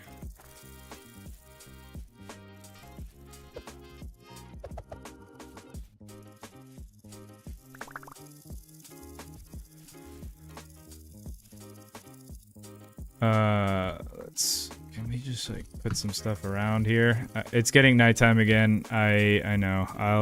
I'll go sleep in just a sec. Yeah, I'll just sleep right now. Okay. By the way, you doing the house or the onsen? It's both. It's an onsen house. You see, it's the house on it's the house is on the onsen house. Get it? I don't know how I can be any more clear.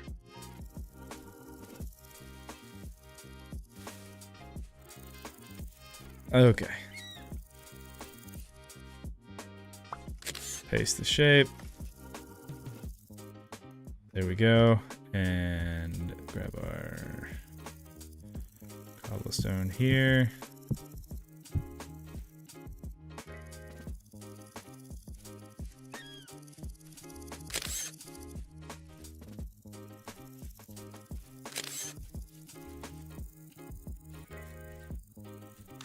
I guess these are the same, so I could just do something like that.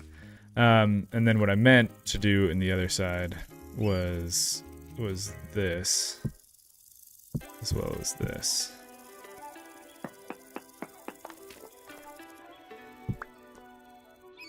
So then take this shape, put it there, and then that shape there, this one there and there, that one there.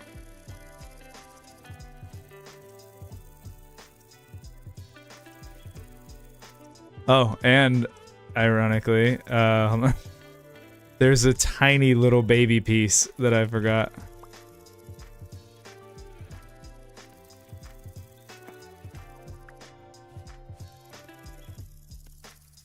This right here is also its own block, but look, it's just that right there is its own block, but obviously necessary for the design here. Cool. And then where did those half slabs go? This right here, and I need a few more.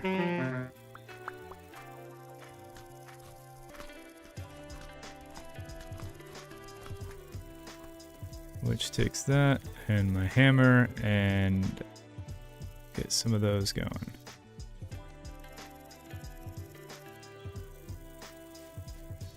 Then we come up top here.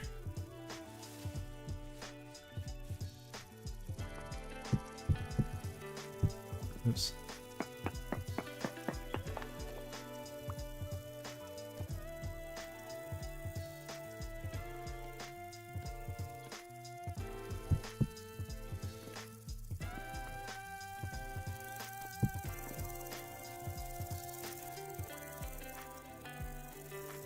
You, sir, need inventory. Brother, I need everything. I may or may not have jumped on this project too early, but you know, we're here and it's working, so. But yes, could not agree more. I absolutely need that. And many other things. Oh, good. Oh, good. That's a warning for a temporal storm that will probably happen tomorrow. Cool. Cool.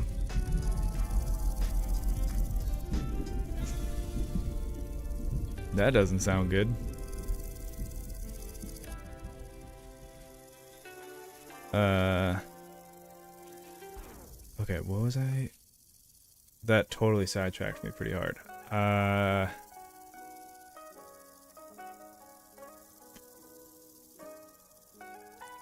I don't remember what I was about to do. I grabbed extra granite rock blocks for something. Oh yeah, I remember now. Alright, so what I wanted to do was paste shape and materials. That to there. That to there. That to there. And then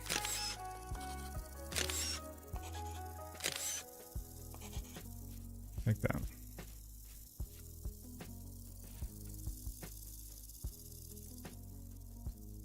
And then I wanted to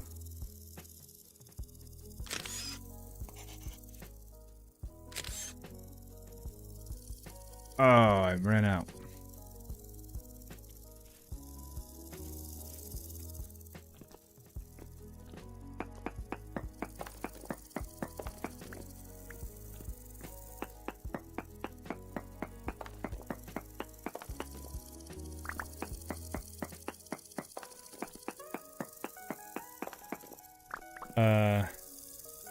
Apologies if you've been asked this question before, but what is the chisel mod? Q chisel tools, or it's QP chisel tools, and it is the best.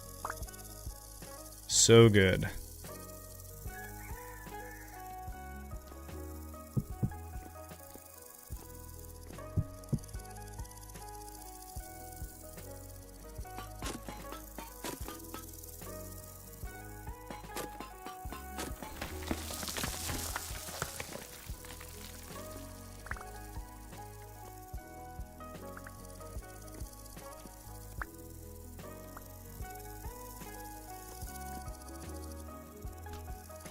Yeah, man, this inventory problem is, well, really a problem.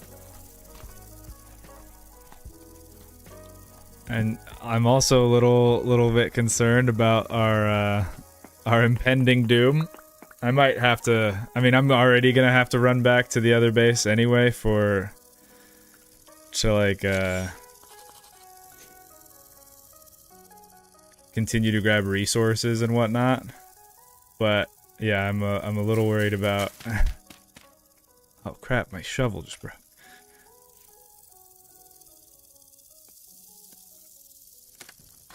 Come on. Do I have something to bind it with?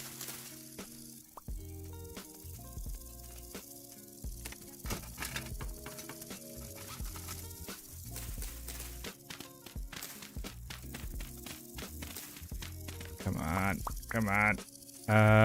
I want to do like fan stone, but at the current moment, I think I'm just gonna do gravel.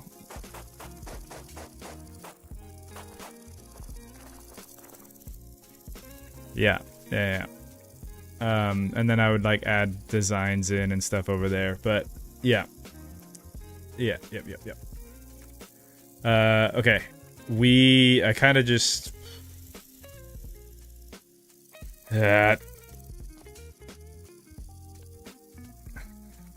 There's still much to be done on the facade of this building, but there's also much to be done in basically every other aspect of this game. So I think what I need to do is probably just leave this the way that it is for the time being, and I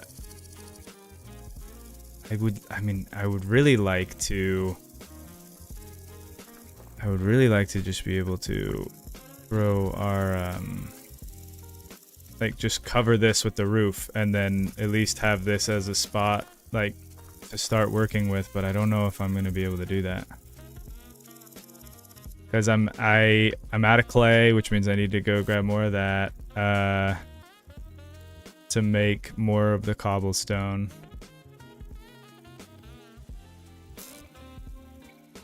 Yeah, this might we're at the end of stream anyway. Temp roof and push bronze. Yeah. I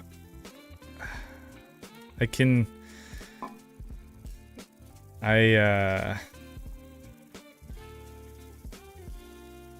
probably.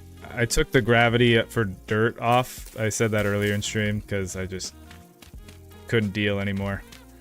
So we can just do this for the time being. Kills me a little bit inside, but yeah, I think I pushed for the build too soon.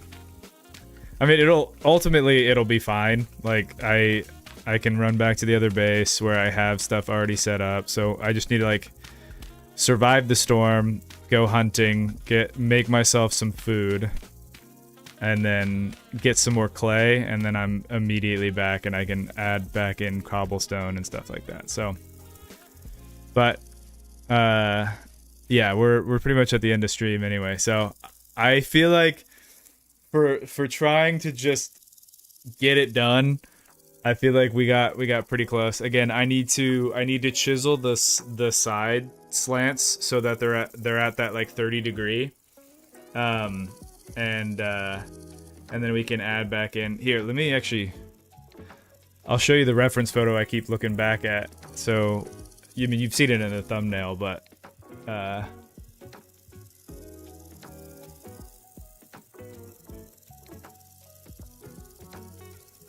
this.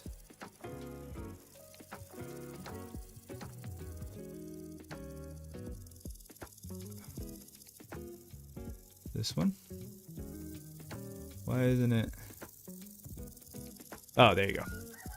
Yeah, so that's the reference photo I keep looking at.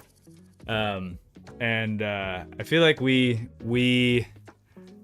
knew that I was not going to get to all of that. Like, it's going to be a minute before I get to all of that anyway. But if we... Let me turn it off. And we look back at what we got here right now. You know?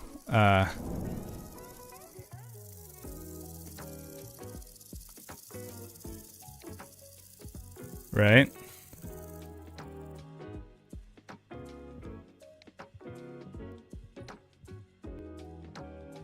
So we're getting close. And I've said it before and I'll say it again. There's obviously going to be some changes in survival mode. It's just how it's going to go. But I'm glad that we're kind of starting out with the same shape language. Let's see what people are saying, and then we'll log off here. Why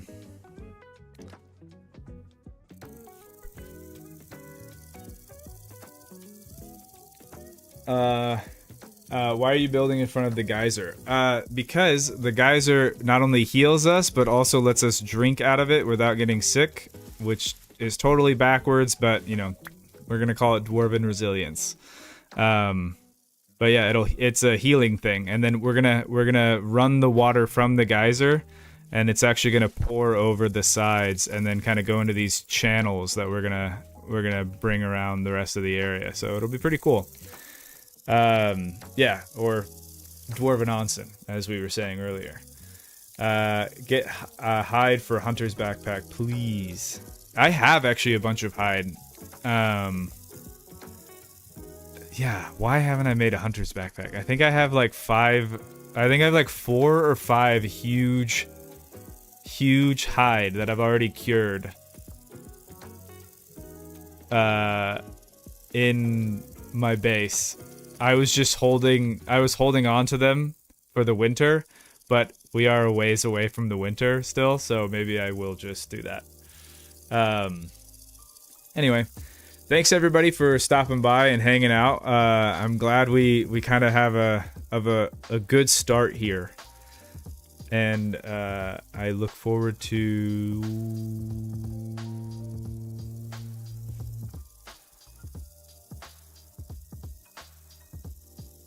Did I?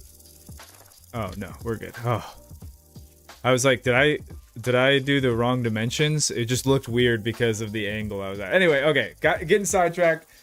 Thank you all for stopping by. It was a ton of fun. We'll be streaming Monday and Thursday next week. Monday, I'm going back to Stationeers. I've been saying I'm going back to Stationeers, but I haven't. And I'm going to. So it's Monday is Stationeers, Thursday is more Vintage Story. Hope you all had a good time, and we will catch you later.